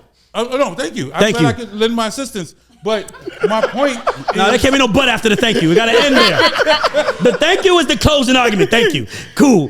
But, nigga, you still want to argue with me. I'm not saying. arguing with you. No, I'm just He's being, on my- I'm being this funny. Biggie came down here and learned how to dress has really irked my soul. Other than that, All I'm gonna say is that nigga had a Scully on, the big black lug boots on. Come on, But Jack. listen, When in the history of mankind has a New York nigga tried to dress like an Atlanta nigga? And I'm gonna leave this When? to him now. You know how many niggas try to dress like Future and Thug? No. Knock it off. Are y'all crazy? Knock it Thug off. be wearing dresses. Am I not? I'm so tired of y'all motherfuckers. What I'm is so- what is Nobody Future's that style? like Wait, hold on. What's Future's I style? never in my life have I heard a Atlanta nigga say I'm gonna get a Pele Pele. Never in my life. It's not. Hell Niggas no. want Pele Pele. Y'all bugging out. I better not Never see in no my life Atlanta nigga has with a Pele never in my Pele. life has a Atlanta nigga say, hey, I gotta make sure I get the beef and broccolis this year. No, Y'all we don't wear give a Timbs. fuck. Y'all wear Timbs because We wear- y'all wear Timbs. we- How we wear yes. Timbs. Y'all don't lace y'all shoes the way we don't lace our on. shoes. Y'all wear y'all Timbs the way we wear our Timbs. Don't do that. Y'all Man, don't wear any all Timbs I'ma in say the is- store, all y'all I'ma wear say the is- Timbs. But see, I feel like you can't even really. Now I'm trying to make sure the mic moves. You can't even really say that because I was trying to push him. I'm like trying to- I'm you're trying to someone guide that him. lives in Atlanta. Or Nigga that- did like that this to has- me. Push me. You're a Atlanta transplant, but you're not actually an Atlanta person. I've been here 23 That doesn't years, mean Jack. anything. I've been here. I went to high school here. That doesn't mean anything. No, if you went to high school, hold on. I went to high school. Like I went through my adolescent years here. You went to high I school, went to yeah. puberty here. Bruh, let me tell y'all something. This show proves that we still got a lot of work to do to be together.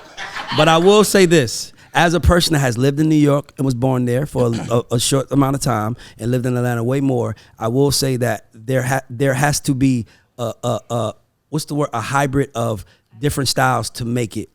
Or you got to be from New York and just be super complicated like the Wu-Tang, and then people are crown you geniuses because they don't understand you. Why you feel like they're complicated? Do you feel like Wu-Tang is complicated? No. Rap a verse.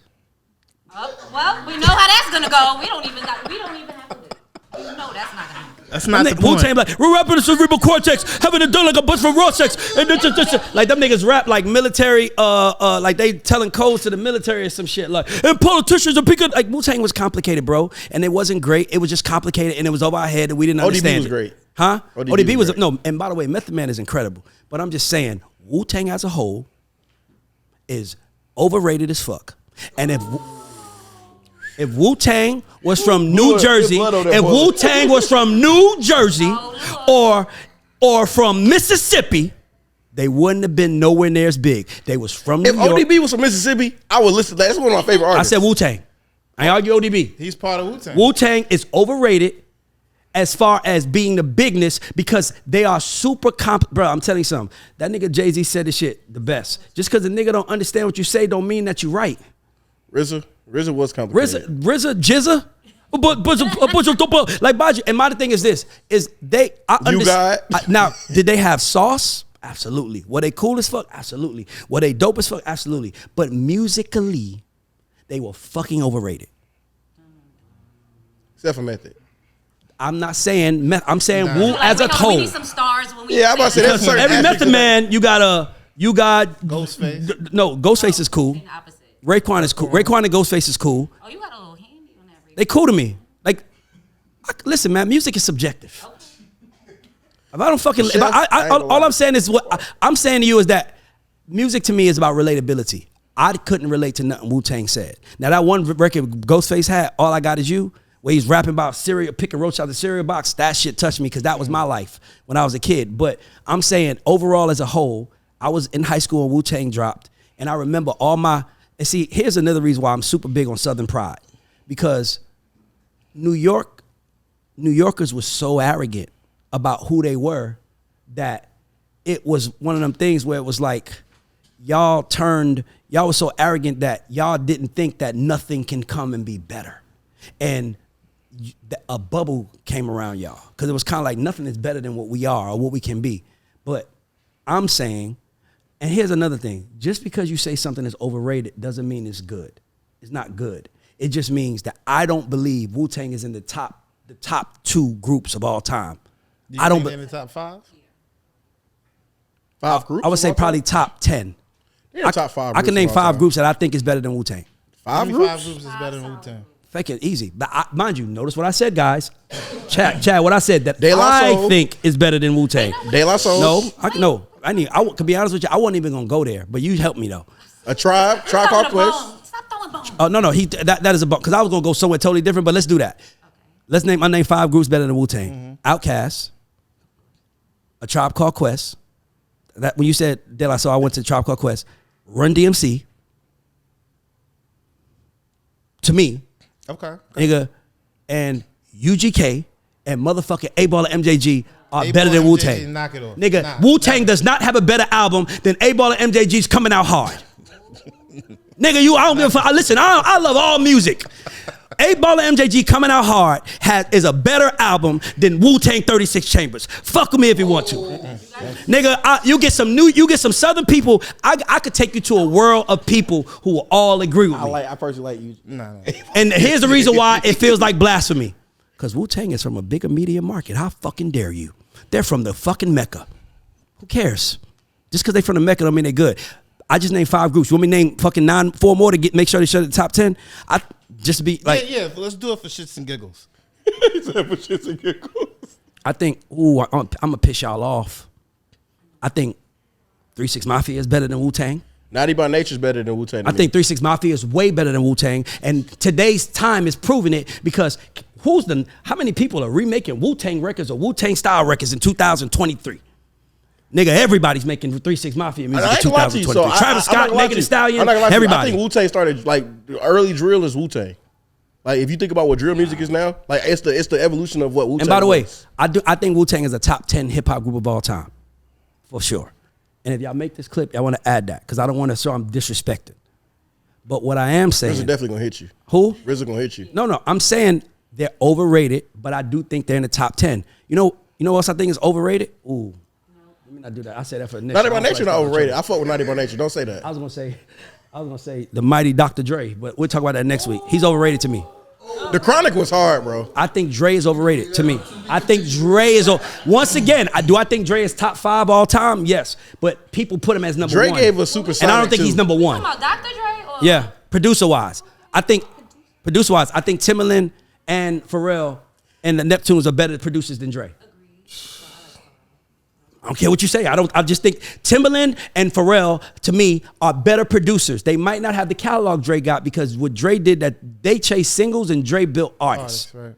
So Dre has albums that he's made and artists he's created. Pharrell doesn't have a better album than the Chronic. You saying my point. My point is that Dre made great bodies of work. But when you went to Dre for a win-off, Pharrell also didn't. When you went to Dre for a one one-off, 50 Cent or Eminem. By the way, I think Dr. Dre is top 5 producers of all time. I just don't think he's number 1. I think he's probably. I think he's probably number 3 because I would put. We wouldn't Timbaland- have a Kendrick Lamar without Dr. Dre. I'm not arguing that. I'm just saying producers. I still. I think I would put. Is better than Wu-Tang. 8 Ball MJG is not. See what I'm saying? That's the. Now, I might have to go home and pray about. I want you to this see something, Sarah. That's the arrogance of New Yorkers. It's like, how dare you say something from the South that's better than us? I partially agree with the other ones, but I don't see that one. 8 Ball MJG? I could agree with Outkast. I can see Migos is better I than. knew somebody. Migos is better than Wu-Tang. I can see. Somebody was gonna drop it. Wu-Tang is not better than Migos. You know, I can see the Outkast. I can maybe see the argument. Wu-Tang Well, better than Tribe. Bad and Bougie. With Tribe, but me personally, I think I like more Wu-Tang. You know what else is better than Tribe, and I'm Wu-Tang? from Queens. You know what's a group that's better than Wu-Tang? Public Enemy. Nigga, Public Enemy is better than Wu-Tang. Wu-Tang is top 10. I think they around 9, 10 I mark. can't agree with you on that one. Public Enemy? Yeah, I can't agree with you on that one. Nigga, name a song Wu-Tang got that's more powerful than Fight the Power. Cream. Nigga, more powerful. Nigga, Cash rules everything around me. Cream. Get that's the what, money. you know, play that. No. Drug dealers and strippers. Oh shit. That's who play that song. Drug dealers and strippers. Nigga, Fight the Power. Everybody who's against oppression plays that song. And that's That was- most of that the was world. definitely a big Fight the song. Power. But Nigga. Flavor Flav was rapping Fight the Power and also doing Flavor heroin. Flav never that shit rapped. is like, that's- Flavor Flav Okay, never rapped. So what song does 8 Ball and MJG have that's more powerful than Wu-Tang song? What one song? And don't say no Space Age pimping bullshit. that was exactly what. That's y'all only one. He knew that's what I was gonna say Stay Fly. Gotta stay fly. Name one hook. I mean, is That's- that their record? I thought It's it was no, it's on. It's there on it. If they were doing the verses, they would play it. They did play it in their verses. I was there.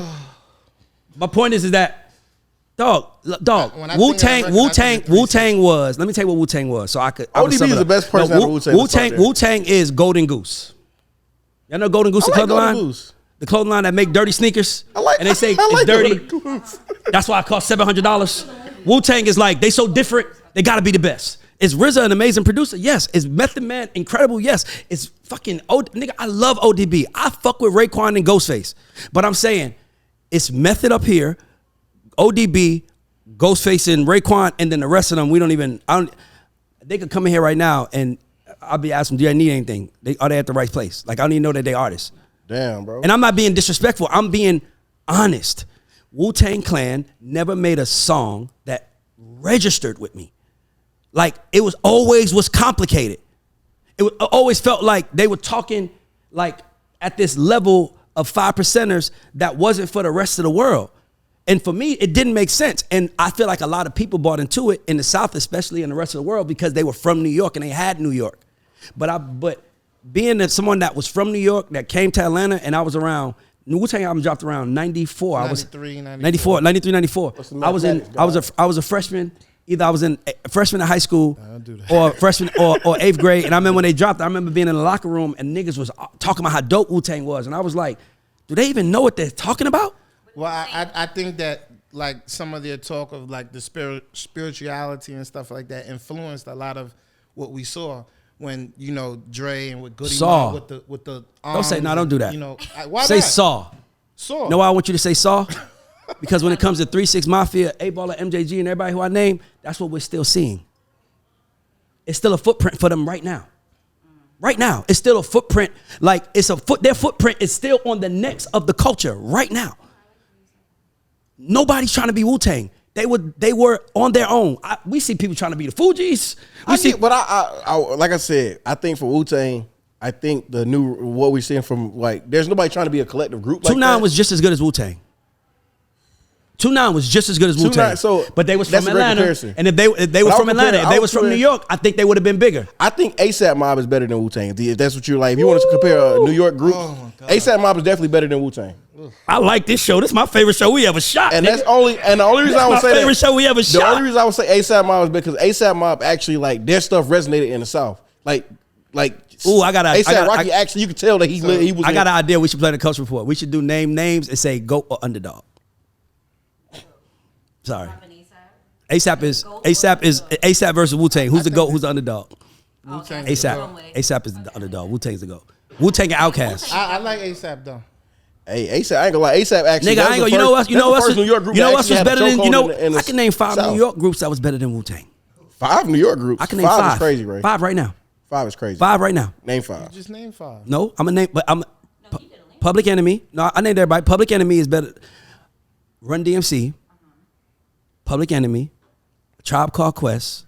And these next two gonna piss y'all off. I don't give a fuck. Mobb Deep.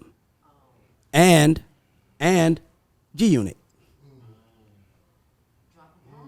What's your definition of better? I ain't gonna hold you. Young Buck had a run. Made better music. Only better music, by the way. Because Wu-Tang, the logo and the brand, that shit is incredible. Better music. By the way, this whole conversation is only music. So you're not talking about influence. Hell no. Wu-Tang is one of the most influential groups. Wu-Tang is more influential than Outkast. Wu-Tang is the most influential group in history of hip hop. Maybe only one that's neck to neck with them is Run DMC, because they had the whole world wearing Adidas. Nah, Wu-Tang had Asians braiding their hair and yelling Wu-Tang. So just Asians though. Huh? Just Asians though. Nobody in Africa and nobody in the UK. I don't know if they was doing that. And when I was coming up as a kid, that's how they made us feel Wu-Tang was so important. You know how big they are in Japan? That's how they made us feel like they were significant. Nigga, I don't give a fuck how big they are in Japan. How big you think A-Boy and MJG is in Japan? I just said I don't give a fuck how big nobody is in Japan. But I'm asking you though. I don't give a fuck. I'm asking you a question though. I think they're pretty big overseas. I don't think Japan is not their market though. Japan is not. Nobody, no I think they're bigger in Europe. I think they're bigger in Europe. Besides the South, do you think they're bigger than Wu-Tang? I think they're bigger in Europe. Outside of the United States? I think they're bigger in Europe. I'm telling you, I think they're bigger in You Europe. think that 8-Ball and MJG are bigger in Europe than Wu-Tang? So do you think that is? Let me ask you a question. Excluding Outkast, who you say you love the album, is there any group I can say that's not from New York that you would say is better than Wu-Tang? Yes or no? That's a very yes or no question.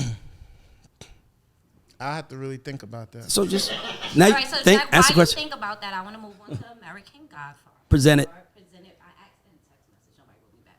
What is it? Two lost. Two laws. I asked. Okay. We're gonna do this Two for laws. So I'm gonna do that again. We're gonna edit it. Okay. So while you're thinking about that, I'm gonna move on to the American Godfather part presented Make sure you by edit Two that. Laws. Thank you. Shout out to our sponsor, Two Laws. So we kind of touched on this a little bit. So at the Falcons game yesterday, they had an amazing dedication to 50 years of hip hop. Everybody and their mother was in the building. Like literally every hip hop artist from Atlanta or not was there yesterday.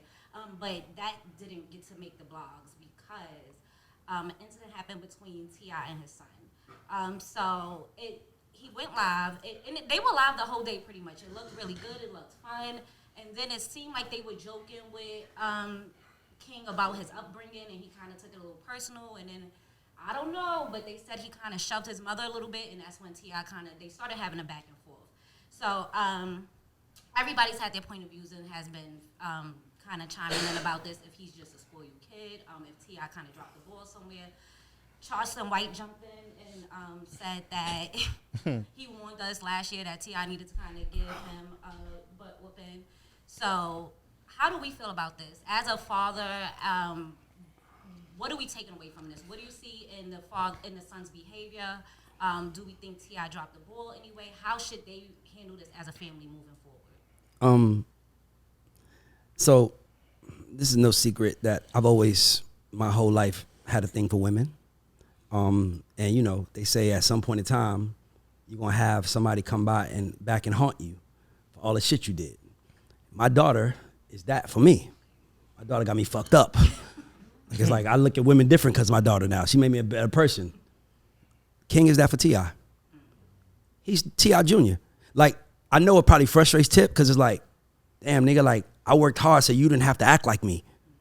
But if you pay attention to it, like, remember, let's take it, I'm only giving this because these are facts. I'm just bringing it up as facts. I'm not trying to accuse because, you know, it could be taken the wrong way.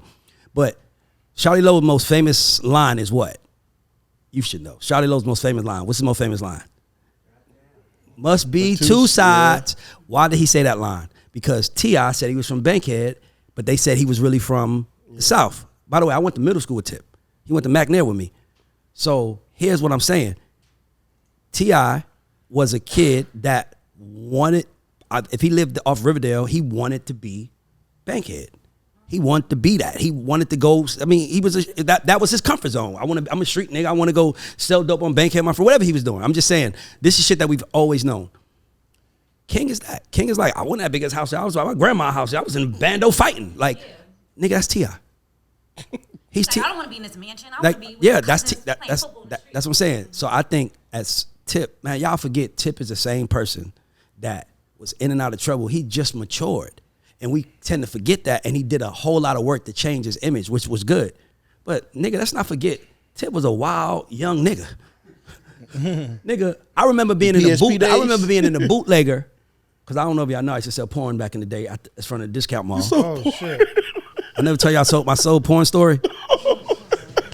You had the bootleg Janet Jackman's and all that? Oh, Nigga, I would go to the bootlegger and you can get 3 pornos for $5. I was in the front of the discount mall selling 1 for 10, 2 for 15, 3 for 20. Nigga, Wait. So did you ever sell the Jake's Freak Hoes and Flows? I would just buy as much as I can and sell it. Are you familiar with the titles of them? Come on, man. Listen, you talking to me. Hold on.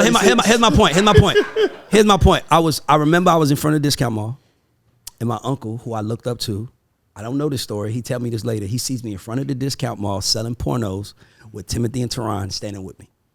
And he saw me. He's like, "What you doing out here?" And I was like, "Man, I'm trying to make some money, man. You know, got my artists, man. They're gonna be big one day." And he was like, "Oh, would you selling porno?" And he said he walked away and he told all his friends, "I'm gonna have to teach that little nigga how to sell cars because he ain't gonna make it." Told they ass. Pause. But here's the point. I remember being in the bootlegger, and I remember, you know, nigga, the bootlegger was like, I don't know if they still have them, but it was almost like a pop-up shop where they like had like nets. So it was basically like they would get an empty space, a whole lot of Africans, and they would just put up curtains and they would all sell different items for cheap. So they would sell pornos, music, movies, everything. I just bought pornos because I was trying to be in music and I didn't want to bring back boosters in 2024, man. But my point is, I remember seeing Tip in the whole PSC run into the whole bootlegger mall and take all their shit. He was a wild young nigga. He made his ranking being a wild young nigga. The nigga, he was a wild young nigga. Remember when he fought Shaka? BET Awards weekend, and then he got on stage and won his award. It was like, yo, that wasn't Tip, that was T.I. Or that wasn't T.I., that was Tip. Like, he was always a wild nigga. That's why we loved him. Yeah, but you live wild. So He did. He ran out on Floyd Mayweather. I love that nigga. That nigga I ran love out. He ran out on Floyd Mayweather. Like, come on, Nigga. you a wild nigga for this. Nigga, that But nigga. King sitting there talking about I stand on business like he's some hood kid. Like, you parents live this. Just because he's not, just because his parents are who they are, don't mean he in a hood. Tip, and the one thing, if I was talking to Tip, I'd be like, yo, bro, you got to keep in mind, you don't know everything he's doing. Like, right, I got a 15-year-old son. I don't know what he's doing right now. I'm assuming he's home, but he could be banging in Fayetteville. I don't know. That's how my brother became a Crip. I didn't know my brother was a Crip, nigga. I didn't know he's a Crip till he was later on in life. My brother was 14, 15 years old on Old National fighting and brawls and shit. Like, I didn't know. I didn't know if my brother was in the streets. I was just like, I thought it was some normal beef shit until they was like, nah, it's serious. He's fighting Bloods. He went to North Clayton and he got into a fight with all the Bloods and he fought the whole school and all these. And I was like, what the fuck is going on? But nigga, I didn't know who he was. And he wanted to make sure I knew. And I think what King is doing is making sure his parents know I'm not like the rest of them. Because the other kids are not. I'm not like them. So, and I love that little nigga. Like, I love him. Because He just needs some he's guidance. standing on motherfucking business. He needs some guidance. He needs some guidance, though, Nigga, Ray. you know how crazy. No, listen. Everybody on this couch need guidance. Everybody in the world need guidance. But it takes a real motherfucker to be 18 and have a famous mother and father and be on live and tell them, y'all don't fucking know me. Y'all don't play with me like I'm not who the fuck I am. That nigga is a legend now. He's a legend. I'm telling you, King is a dog. That nigga is. I'm telling you, if he can rap. If he can rap, he literally is going to be bigger than NBA Youngboy. And I know people making fun of his teeth. I don't give a fuck what y'all say. That little nigga he is the truth. He ain't afraid. And to me, that's what you need to be successful in the world. That's what Tip was. That's what Jeezy was. That's what everybody they had to be bold. That little nigga bold. I'm standing on business. Play with me. First single standing on business. Play with me, nigga. And I on business. What's that? That's how you say it in Sign language. sign language. You need to teach that nigga. Business. Hey man, I love him. And let's be clear. I don't love that he's being disrespectful. That's not what I'm saying. I want to make it clear. But I love the fact that he is who he is, and he's not afraid to show it to the world. And more importantly, he wants the world to see him as what he sees himself. All right, so as a parent and your son is trying to kind of become a man and stand on his own, stand on business, how do you create that balance with allowing him to be his own man and not allowing him to be disrespectful? The way Tip did. When you cross the line, I'm gonna run up on you and put my hands on you. That's how you gotta do it. So And if you can't beat him, get a weapon and fuck your kid up. Love that. Great advice. If you can't beat him, he gonna fuck you up any other way. He gonna be bullying you in the house. Too, I think now if you really gonna stand on business, it's like you don't even gotta put your hands on him. Just be like, all right, cool. You stand on business, well, you cut off. Like now, figure it out. Bruh. You're a grown man. Bro, what you didn't get from the argument was he said I cut my motherfucking self off. I ain't with y'all. I've always been standing on my business. Don't play with me like I ain't been at grandma's house getting busy. He was telling them I'm not like y'all. Bro, I'll never forget. Me and my brother had a really bad relationship at one point because he wasn't like me. And I remember I was like, Mike, I need you to go work him. He was 18. He was in a lot of trouble because he was fighting in school. He got kicked out. And he was living with me. And I just was trying to be in the music business. And I was like, yo, man, why don't you go get a job at McDonald's? That motherfucker looked at me and said, nigga, I ain't never working at McDonald's. And I was like, nigga, I used to work at McDonald's. He was like, that's the difference between me and you. And I had to put him out my house. And he speak to me, and we had a whole lot of shit. And then eventually he had to go see the world, and he realized that some of the shit his brother said was right. And that's why we so tight now. But nigga, Tip, I think that I just feel he's like, man, that nigga me, man. That nigga me. Splitting them. That's me, nigga. Like that dog. That is little Tip. All the other kids is great. That's him. That is you. Parents be having favorites, don't they? Dion got favorites. Yeah. I only have one kid, so I can't really Right, just I'm say. so happy I'm only child. Yeah, I love my son, but my daughter, I love my son. That's my daughter. But the relation, it's not favorites as much as the relationship is different. Miyoki acts like my girlfriend. Lil Raymond acts like my brother. Like it's like, Dad, I need you for this. That like Miyoki is like, where are you? When are you coming home? I need to, like, well, come sit on my lap. Like it's different. Having a little girl is different. So I say that, but I love King. I love Tip. I love Tiny. I love how, to me, that was beautiful because it was a black family. And then I love how he responded. Hey, man, we together, we all standing on business. That's his kid, man. And the people that's wishing bad on him to happen to him because he got a silver spoon, he trying to tell y'all, I'm about that life. Try me if you want to. Charleston White better stop playing with that man. Nigga, if Charleston White, who is probably 40-something years old, is in a room, and probably bigger than King, is in a room with King, it's just them two locked in a room. Who you worried about? Charleston. Not King. Not King. Charleston gonna be looking for some goddamn pepper spray. Not King, nigga. You ain't worry about that. That little nigga is like, dog, he believe before you can be it, you gotta believe you are it. Oh yeah, he believes he's it. He got hard for sure. That nigga was at the Georgia Dome telling he was at the Mercedes-Benz Stadium telling all y'all don't show out of here, Atlanta. Don't make me, mother, don't do that.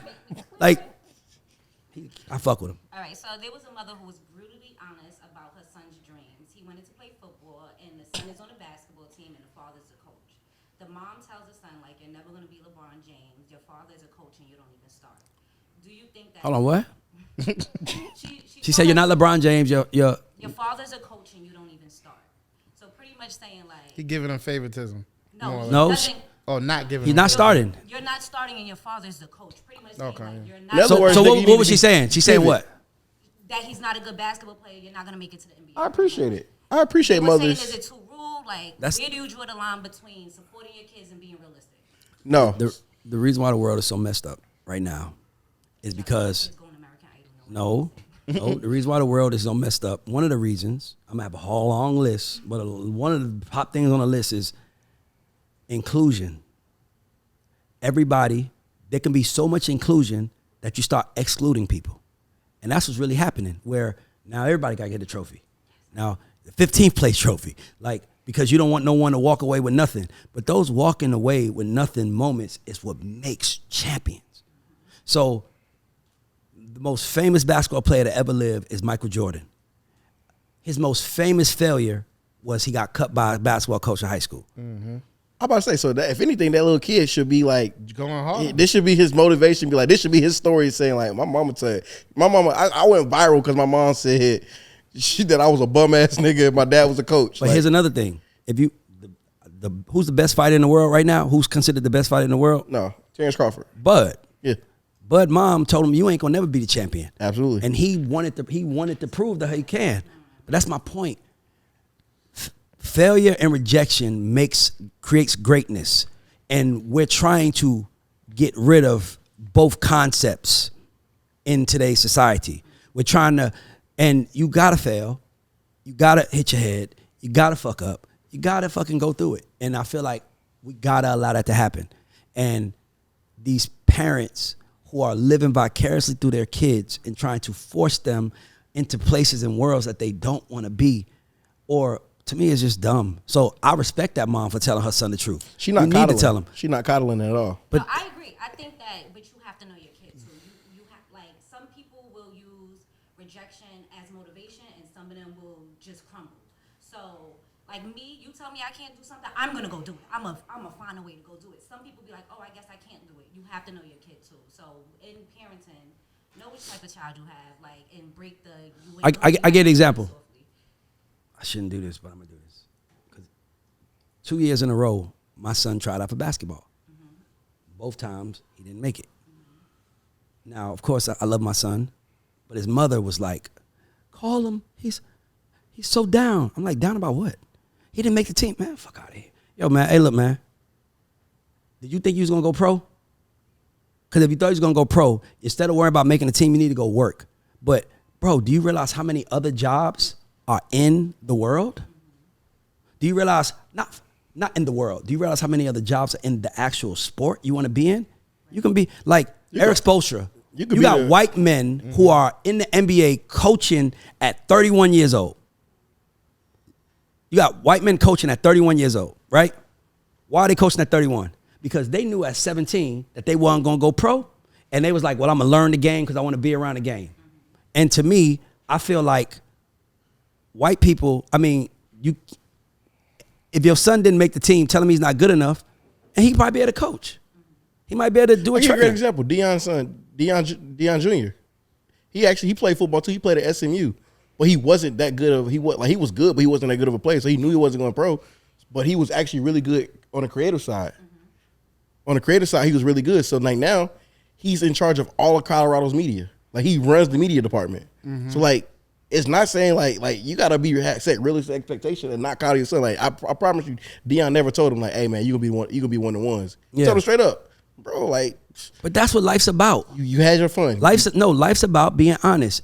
Tamira, I don't think this is working for you, but I think that this works for you. Like everybody's not gonna go out and succeed at everything they fucking try to do.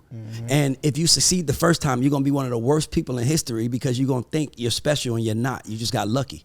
But that's why I'm brutally honest with music too. Like when you send me the music and I'm telling you, you want my opinion? They're like, yeah, tell me the truth. Your parents can't tell you the truth. Who can? Bruh, And that's just, you ain't listen.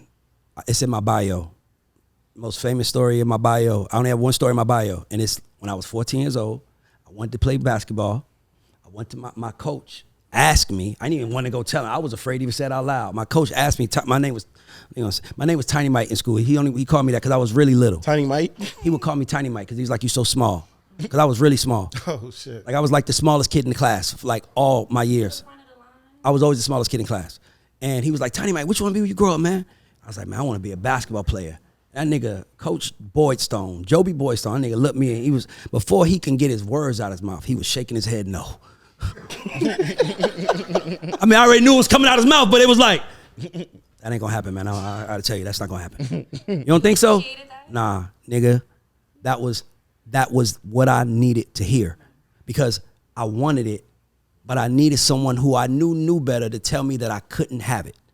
At that very moment, I went to the Target on Old National. I stole a whole lot of candy, and I came back to high school with a bag full of candy, and I sold candy all my high school years. And guess what, guys? Here I am in 2024 selling records. I learned how to sell. It worked in my favor. Now imagine if I said, man, fuck that coach. Imagine my mom came and said, don't tell him he can't make it. Don't tell my son he can't be. He can go pro. Ma'am. Girl. He ain't gonna make I needed that. So when little Raymond doesn't make it, so this is how I said to my son. I was like, son, let me ask you a question. I said, you my son, right? Yes, Dad. What gene do you think I passed on to you? way to frame it. And I was asking him, I was like, what gene do you think I passed to you? And he was like, smart. I said, I'm not 6'4", bro. I couldn't pass that gene to you. But you smart as fuck. So fuck the sport. And then his whole thing was like, but Dad, these other kids can play and they're making it, but they don't care. And I was like, that's good that you care. Care about the game. Learn to be on the game. Learn to play. Like learn to be in the league. Like, dog, it's 30 teams in the NBA owned by 30 different people that fucking never played. You feel what I'm trying to say? Like it's like you got coaching staff. Like, dog, the NBA team has fucking 12 or 15 players, but they probably got another 100 staff. Yeah. And those staff is going to last for the rest of their careers compared to a player who plays for 10 years if they lucky. Mm-hmm. So I'm telling my son, I fuck basketball. Learn the game. That's a good way to look at it. I told him, let's do a fucking podcast called Hoop Gods. Like the God Show, Hoop Gods. And he was like, let's do it. But I'm like, but he got to get that out of system. So I told him that a couple months ago. He tried out for the team this year. He can make it. I'm like, you want to do Hoop Gods yet? He's like, I don't know yet. You want to do it yet? I don't know yet. I'm like, because my son is smart. Your gift might be talking. A lot of the times, the problem with what we have with life is that we don't tap into our gift. We tap into what we want to be, not what we are. Nigga, just be what you are. That's what Andre 3000 did. He sold more than a whole bunch of other niggas trying to be what they wanted to be. That is a fact. Wait, I forgot one thing that we have to touch on. We can't go ahead without it. What's his name? The guy who his friend beat up the fan. Nardo Wick. Nardo Wick. All right, so his mom, I think, is the one who made this public because her son. She is in the hospital, like brain damage, like leaking. So what happened was a fan had came up and tried to take a picture. He looks very innocent. Didn't come too aggressive. He did kind of walk a little bit fast, but it wasn't something. No. That wasn't the kid that got hit. That was another kid. The kid that got hit was standing there while the other kid ran up. So was it like a mistake of? I don't know. All right. Well, anyway, it was ignorance. The person who was on his team attacked the fan. Not like brutally attacked him, knocked him out, kept hitting him even after he was down. So one of the things that I took away from this is I understand people want to look out for their friends and give their friends positions on their teams, and they want their friends to feel included, and they want to experience things with their friends. But there's importance in having trained professional security with you, no matter where you go. But security couldn't. That's not even that. What happened. That wasn't a security problem. That was an ignorant friend. Okay, so so it's a double-edged sword. So here's a double-edged sword. The first side is these niggas, our brothers, young brothers, have become rich and famous by singing and rapping about violence. But then when you see it's like brutal. Like, oh my God! Like seeing that video, like was like fucked up. Yeah, definitely. I think cameras are the reason why the world is also on my list. Sarah, write that down. I think cameras are also the reason why the world is fucked up. Can I tell you why? Man, you know how much fucked up shit happened in this world that we didn't see? Well, that motherfucking camera showing us what's happening. That motherfucking camera exposing what's really going on. That shit changes your soul. So even me, being somebody who I consider myself a dude from the hood, when I saw that, I was like, ooh, that was bad. Mind you, I seen 100 niggas get knocked out in the hood. I just didn't see the replay over and over and over again. No, what makes it worse is you seen 100 niggas get knocked out that were part of like they had a third degree separation from that person. This was a random white kid that got knocked out by a rapper's entourage. But the separation was also that he was next to him. So it wasn't like he was all the way over there. He's in their vicinity. Bottom line is this: is that there is a need for. This is a 360 moment. There's a need for grooming. There's a need for grooming. And the reason why we're not grooming people is because grooming is now taken by women used for sexual predators. We can't even use it for the shit it was mentally used for. I think what's crazy too is like a lot of these artists don't look at their predecessors or people who come before them and things that they've gone through, like, right? Because if you notice, the reason why Savage is so famous as he is now, like he went through that process of having, Savage used to have 20, 30 niggas from the East Atlanta with him. That baby did too. But that's what I'm saying. But I just want to make sure that we don't condemn Nardo Wick. To me, that's important. Okay. He is responsible. Okay, that's what but he's only responsible if we see him a week from now and that kid is still with him. Okay. Now, if that kid is no longer with him and he cut the kid off, then he did the right thing. But if legally, financially, I mean, it's like, nigga, I gotta cut ties. Responsible for that legally. I got cut ties. But he is gonna take a hit financially. Like, I mean, he should. Yeah, he should take a hit financially. Hopefully, he has insurance for stuff like that. By the way, I hope you got artists do. If you don't, what kind of insurance would you there's it's called risk management insurance, where it's like you pay a fee and it protects you from certain things like getting sued, all the other shit. Like, so I hope he has insurance. But I just don't want the public to condemn Nardo Wick. To me, that's my only issue, unless he has him around a week from now. Well, let me ask you this question. I mean, it's obvious that dude made a mistake, and you know whatever. Who's dude? Like the kid, the dude. He didn't make a mistake. Well, he did something fucked up. Ignorant. He did something fucked up. But that's different. Do you think banishing him is totally solving the problem? If you're Nardo Wick, you have to. If you're Nardo Wick, you got to separate yourself from the people that's gonna fucking bring the business down. He's a liability. He has to. That's the one. If him keeping him around is the difference between a $20 million lawsuit and a $500,000 lawsuit. He has to get rid of him. He has to. On top of the fact that the kid is in ICU, like he's in ICU, like it's life or death, right? He's fighting for his life. And the fact that he was a white and it's a white kid. Mm-hmm. Oh, his mom, the propaganda his mom about to go on, and the fact that that Nardo dude if he don't separate himself and like really like go to the aid of this kid to make sure his medical's taken care of, like he's literally like he might not be able to perform. Like you will get dropped from agencies, like touring agencies, for that because like you're a liability. Yeah, and he got to drop him. You got to get him away. Like, and I'm not saying cut him off. If that's your nigga, still look out for him. Yo, bro, you just can't come over here no more. And it's nothing wrong with that, by the way. Like, you know, maybe say, hey, instead of you traveling, we gonna get you some training and you know whatever. Yeah, but here's the thing. It's a mess up situation because if Nardo Wick does the right thing, he's gonna make an enemy, and that's the hard part. It literally took me to Nipsey. Like Nipsey got killed by someone he knew that he was giving him the respect of saying, I can't fuck with you because of what you did. And that rejection caused him to kill this man. So sometimes you got to just don't even announce you walking the fuck away. Just walk the fuck away. Just let it go. Walk the fuck away. Don't say nothing. Here's $50,000. Matter of fact, even make it more. I'm gonna give you 40, and I'm gonna give 10 to your mama, just in case. Here's some money for your mom, because you gotta play that role. Because that dude, because Nardo Wick from Florida, that dude can go. He can go back to Florida, and that dude can have him murdered. Like, dog, do y'all realize how many rappers are dying over dumb shit? Right. You can't prevent that. You just gotta keep them away. That's the hard part. So my music question before we get to the last question: have record labels hit a breaking point with data-driven AR? So we all know that. Why y'all smiling? Y'all like this one? Juju, you are my expert in this field. So they're saying that while numbers can predict singles, it's kind of harder for them to predict. Let me pop my shit. Oh, y'all can't find no hits now, huh? Oh, the lights ain't about to stay on, huh? Ray don't have that problem. Hey, look, man. I want to see the two different. We told y'all before What you told me? that data shit don't matter. It does not show me how cool you are. It does not show me that you are a personable person. It does not show me that I can hang out with you and go drink a beer and I can tell your life story. It does not. That data doesn't show that. So like now labels are realizing that they don't even have they don't have. You might get a kid that's really, really dope that understands how to go viral. Labels don't even have the digital marketing team or the commerce team to even support an artist that is doing that. So like now they're like, it's not the data that's kicking y'all ass. It's the fact that y'all don't know how to pick talent that's kicking y'all ass. Y'all don't know how to develop the actual talent. Because it's not that they don't know how to pick talent.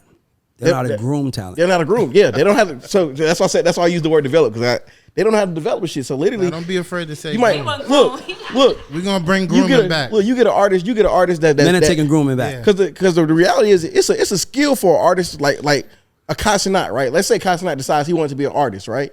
And he became an artist, and he constantly goes viral on social media, right? That's a talent to constantly go viral. But now he's taking, like, let's say Casanat say, "Oh, I want to be a rapper," and the label say, "I'm gonna sign him." Well, most labels don't even have a department that even understands how to balance and leverage the fact that he knows what he's doing from a social standpoint to make it line up on this side. So literally, the data's not kicking y'all ass. It's the fact that y'all don't know what the fuck y'all doing is kicking y'all ass. You know what's kicking their ass is that they're putting people that know how to press buttons in front of people that know how to do the job. Yep. And it's that simple. And in order to do the job, you got to come from that place. Yep. And they don't want to empower us. I believe that article is a straight shot at the white A&R in rap music. That's what I believe, because it's like everybody's tired of data.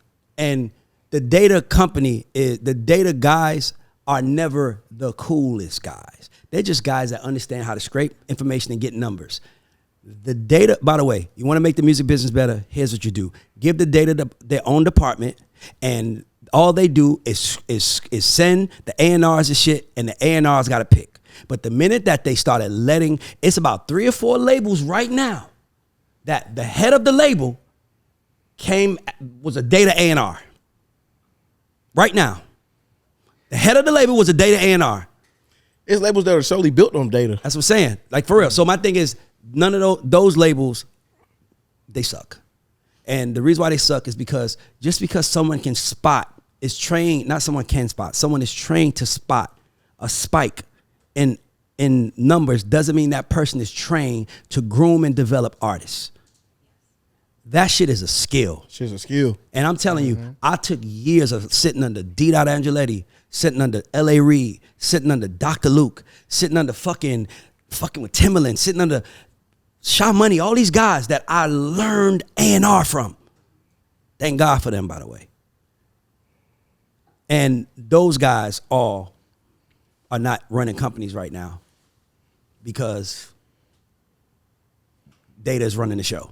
So I believe the music industry is about to go through a cleanse. I'm gonna keep saying The purge is already happening. Nah, I think it is, but we at the beginning of it. And I believe they're gonna drain the swamp. They're gonna drain the swamp. They're gonna have to. And the way they're gonna do it, they're gonna have to bring real. And the only thing I'm guessing is I don't know who's gonna take the job. I'm about to say that. So the hard part is like now trying to figure out like they're gonna have to start bringing A&Rs back into this, like real A&Rs back. But real A&Rs are entrepreneurs, and the only way it's gonna work is if they allow them to be entrepreneurs and develop. Because let's be clear, development is not sexy. It's long-winded. It takes a while, and it takes a whole lot of sitting there saying, "Listen, okay, this is what we're doing today. This is what we're doing tomorrow," and it takes doing that every fucking day. Nigga, do you know how hard that is to do? And you mean to tell me I'm gonna do that for this kid and watch him make 100 million and I can't make 10 for myself? That's why the business is fucked up. And I was about to say, what's even crazier, it comes from like most really, really good A&Rs understand how to manage. Yes. Like you understand how to manage. You came from the management space of artists. So like you understand the development. Like that's like management is development. By the way, the music business has been tired of development. People in the music business has been tired of data making decisions since at least the last 3 years. This ain't a 12-month thing. This is 3 years. Everybody's tired. Everybody's like, who signed? Like, do you know how many times they say, who the fuck signed this? Well, he got numbers. Oh my God. Is it because of TikTok? It's because of numbers. It doesn't matter what the numbers are. It could be TikTok, it could be Instagram, it could be motherfucking Spotify, it could be anything. It does not matter. That is why it's not working. Because they're not picking because it matters. They're picking because it's spiking. And they're paying these kids all this money, so now they got to put more money behind the song. And guess what's happening the whole time they're doing that? The kid is out making money, the song is growing, and now it's time for the next song. Where the fuck do we go, guys? Did anybody have a plan for that? Like Ethiopia tells a story where she first signed the Migos. I think it was I might have heard on the blog, and she was like, the Migos just had their moment where they was blowing up when Bad and Bougie came out. And they needed to stop working. That's another thing we don't talk about enough. Artists, in order to break, artists will have to say no to money. So like they'll say, hey Tamara, we know your record is blowing up and we know you can go to this country and get 50,000 a night or this city and get 60,000 a night. But right now I got 5,000 a night for you to do a UK run and it's gonna help you 10 years from now. At that moment, you gotta decide, am I gonna take this 50K a night and go make this, or I'm gonna sacrifice to go make sure I got a thing in the UK? And that's why I went to Migos. They needed them to go overseas and they was like, we making too much money over here. And it was like, well, if you wanna be a global group, you're gonna have to go promote. That's why this shit is also happening. These artists are making so much money that they're putting money in front of the talent. Quincy Jones has a famous statement. He says, the minute that money enters the room for creatives, God leaves. Mm-hmm. And I think God is leaving everybody right now because everybody is just focusing on money and they're making a lot of money. But nigga, the money dries up and I don't want no one to end up like Fetty Wap, who famously said, I was making this much money, money drove up, I had to go back to the streets. I don't want that for you. So the only way to not happen is you got to pace yourself. So yeah, I know you want to make 10 million year one. I get that. But make 3. Knowing that in year 2, you're going to make 8 million. In year 3, you're going to make 12 million. In year 4, do that. You know what I tell him, Ray? If you don't want your label talking about your data, all in your videos talking about your data, come to UM. We develop. We groom. That's real. Groom. We groom. Make grooming great again. Make grooming great again. Can we get a T-shirt? Make grooming great again. Don Vito. I'm sorry. You go to the next one. I do want to talk about what's the name though. Tyler. Okay. Who? Tyler. So she, okay. So the internet is in like we're kind of split between this, and this is a good way to kind of bring up the influence that Afro beats and everything is having on the clash of kind of black culture with Afrobeat. So she did an interview recently, and she referred to herself as colored. And people didn't like that because we know the undertone of colored in Black American history. Yep. So she was saying, like, listen, respect to y'all, but I'm not from here and I didn't understand the negative connotation of that word. So it's like Black Americans have this thing of thinking everybody's supposed to expect, understand, and respect their culture, but what means something here might not mean the same thing there. So we're kind of having this world where people are trying to kind of see the clashing of. So what happened? There's an underlying ignorance to it, right? And the underlying ignorance is like, and this is like not the first time a situation like this has occurred. Like there was a situation a few months ago with Burna Boy. Mm-hmm. People talk about Burna. Yeah. But literally, what I want people to understand is like, one side of the argument is like Tyler doesn't owe Black Americans anything, like any explanation of why she should call herself colored, blah blah blah. I want you to understand she's from South Africa. She's from South Africa. So South Africa, the apartheid ended in 1980. Like in the 80s, it's apartheid. So like we're literally 40 years removed from apartheid. So you talk about segregation in America, that's the 60s. So we're 60 years removed from that. So like, but beyond that, like Tyler, mind you, I have nothing but respect for Tyler, right? But the reality is like there's two sides of it. One side of it is being the reason Black Americans have a feeling and a say so in what's going on and transpiring this is because she's in our market promoting her music because it matters more here, right? And the reason I say it matters more here, because she's already huge in Africa. Not even that. She is huge in Africa, but it matters more here because the actual dollar, the streaming is converted more here. Like she wants to bring it to the American market. She wants to bring it to UK. Why? Because that's where the streams work more. So I still don't understand where we going. So hold on. Okay. So now going forward, the part where it's like the ignorance that we have to remove our ignorance is like if you've never been to these other countries, you've never been to these places to understand the culture. Like literally, the definition of why she called herself color, the definition of color, how she grew up is African American. No, the definition of color is African with a mixture of European descent or. That's what I'm saying. Like it's kind of our version of African American. Like we would say. No, I'm saying, but it's our version of African American. So, we're not Americans, we're African Americans. So we approached it. So you have people online that are up in roar like, oh, she called herself color. That's a bad term. That's a bad connotation. Same way we talk about groom. It's like it's a bad connotation to it. It's like no, she's from South Africa. Like she grew up like literally to the point where. But to the 1990s, you couldn't even be in a segregated relationship in South Africa. Like it was literally like that. So like now she has no idea. She's never lived in America, so she doesn't know what like that colored is like the connotation that we have of color. So like we have to remove our ignorance from it of not saying like if you don't know the culture, like don't get pissed off with these people because they're speaking what they know, and it's like instead of being angry, learn. And what I feel like what's happening, and you should add this to the list of what's fucked up in the world. Sarah, write that people down. are too fucking quick to judge and not try to learn. And it's like you can't sit there and arguing and get mad at somebody for something that how they were raised, and you have no idea. You've never even been able to see that culture and understand it. You cannot judge anyone or anything fairly until you completely understand. Absolutely. And a lot of people see it from one angle, so I don't even respond like that. That's why racism doesn't bother me. It doesn't bother me, Samira. Let me tell you why. But you made a face, but I want to make sure you know, racism doesn't bother me because it's rooted in ignorance. Absolutely. Like, how could you bother me being a racist when that's an ignorant thought process? That's why it doesn't bother me. So it's like when you're rich and you're like broke people can't bother me. It's like when you're smart, ignorant people can't bother you. I'm smart. Well, racism can't affect you as much because you're rich. No, but I wasn't born rich. I'm from Gobby Road. Mika, where am I from? Okay, cool. We grew up together. I'm from Gobby Road. Systematic racism. Nothing was rich around me. No, I'm not saying, Tamara, that it doesn't exist. I'm not arguing that. I'm saying it doesn't bother me because it's rooted in ignorance. That's, it's like Tamara, imagine if you know what your heart is and you know the real, but a whole room of people think that you're something else. You got two choices. You can either go convince them or try to convince them, or you can not give a fuck and let them see what they want to see. Ray, I give you a bigger one that the two New York people on the couch gonna hate us for. Mm-hmm. I've experienced more racism up north than I have in the South. And the reason I say that is because at least there's transparency in the South. Like I can tell you if I go to a certain county in Georgia and I see a Confederate flag, I know what it is. Stood on business. Mm-hmm. Like that's why, you know what I say? I see where you're going, babe. Oh my God, I'm glad you said that. I've been in New York several times where I'm like literally you have transplants that are like people that are coming from Europe or coming from different places and they're blatantly racist. Like they have no ifs, ands, or buts. Like there's certain communities in Brooklyn, there's certain communities in Manhattan that are like, don't bring your black ass over here. But hear me out. That's why I love Atlanta over living in LA and New York. Because I'd rather have a white person who is making it clear that I'm a proud white man that is from a Confederate family. I can deal with that.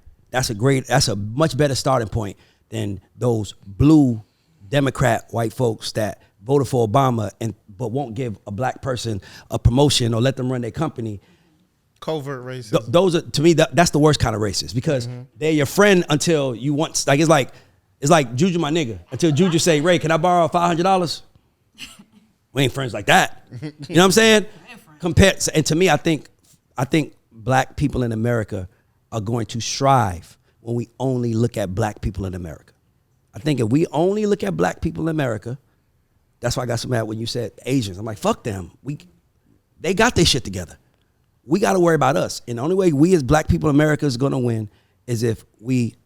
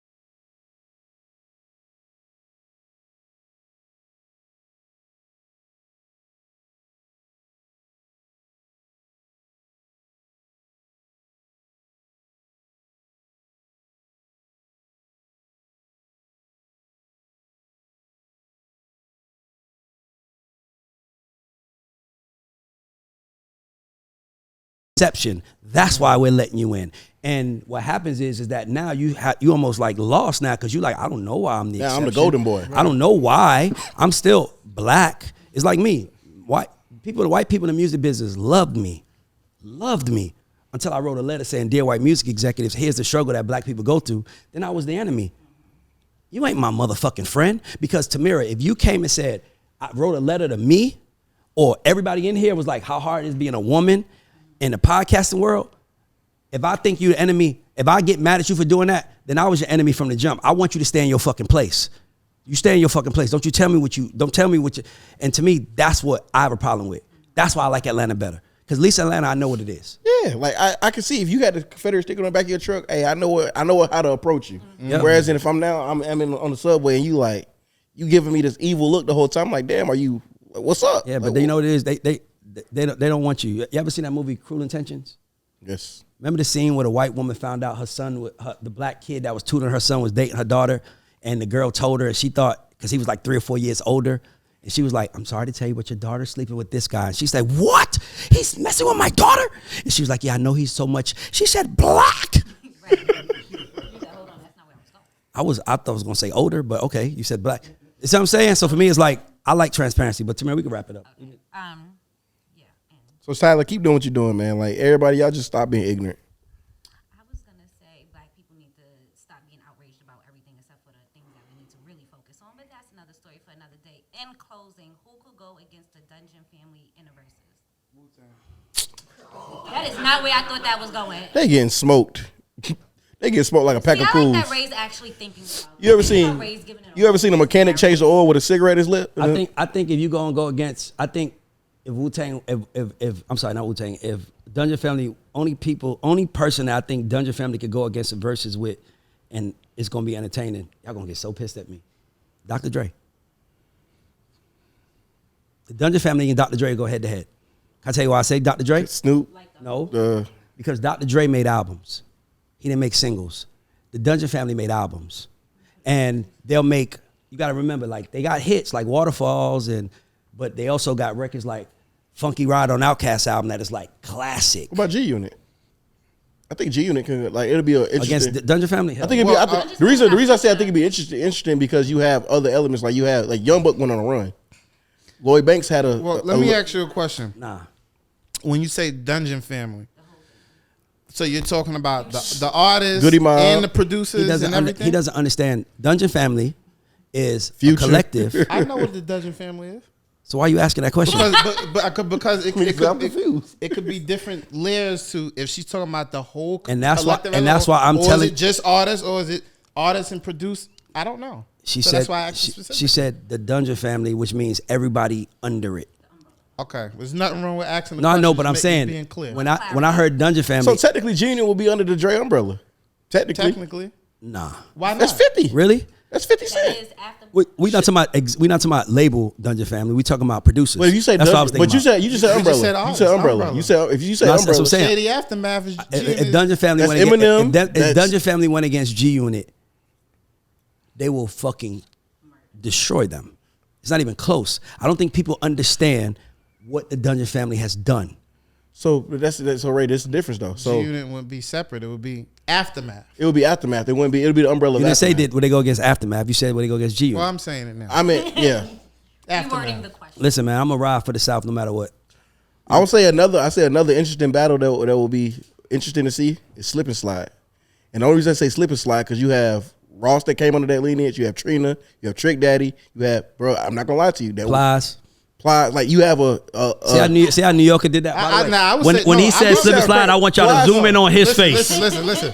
Plies. No, Plies went I on an love incredible music, run. but I don't think that's good. Plies, you sound. I would Listen. say good music. Tamira. What is Slip and Slide? Slip and Slide. And Smoke Wu-Tang. Nah. Alrighty then. No. We So, can't- once again, this is the Culture Report presented by the Never. God Show. I want to give a shout out to all our sponsors. We got Yoko Baka. We got Two Laws Distribution. We got Tote and Carry. We got the Dreamers community. We got the too. Dreamers Can't forget community. that. Please sign up for the Dreamers community. And yeah, shout out to God everybody. Squad. This is the God longest. This is the longest culture report we ever done. Because we missed And I y'all feel last like we got we didn't. It's like 8 more things we didn't touch on. And I also feel like this is the best culture report we ever did. Brr. This is what it was supposed to be. I don't know what did that bird mean? Right now. Burgundy J. I'm just trying some new things. That's my ad-lib. Nigga got ad-libs? All right, guys, see y'all next week. I thought he was talking about Gucci Mane. Oh my God. All right, we talk to y'all later. Oh, we gotta talk to Jack, guys. Like, subscribe, comment. Nigga, this nigga say.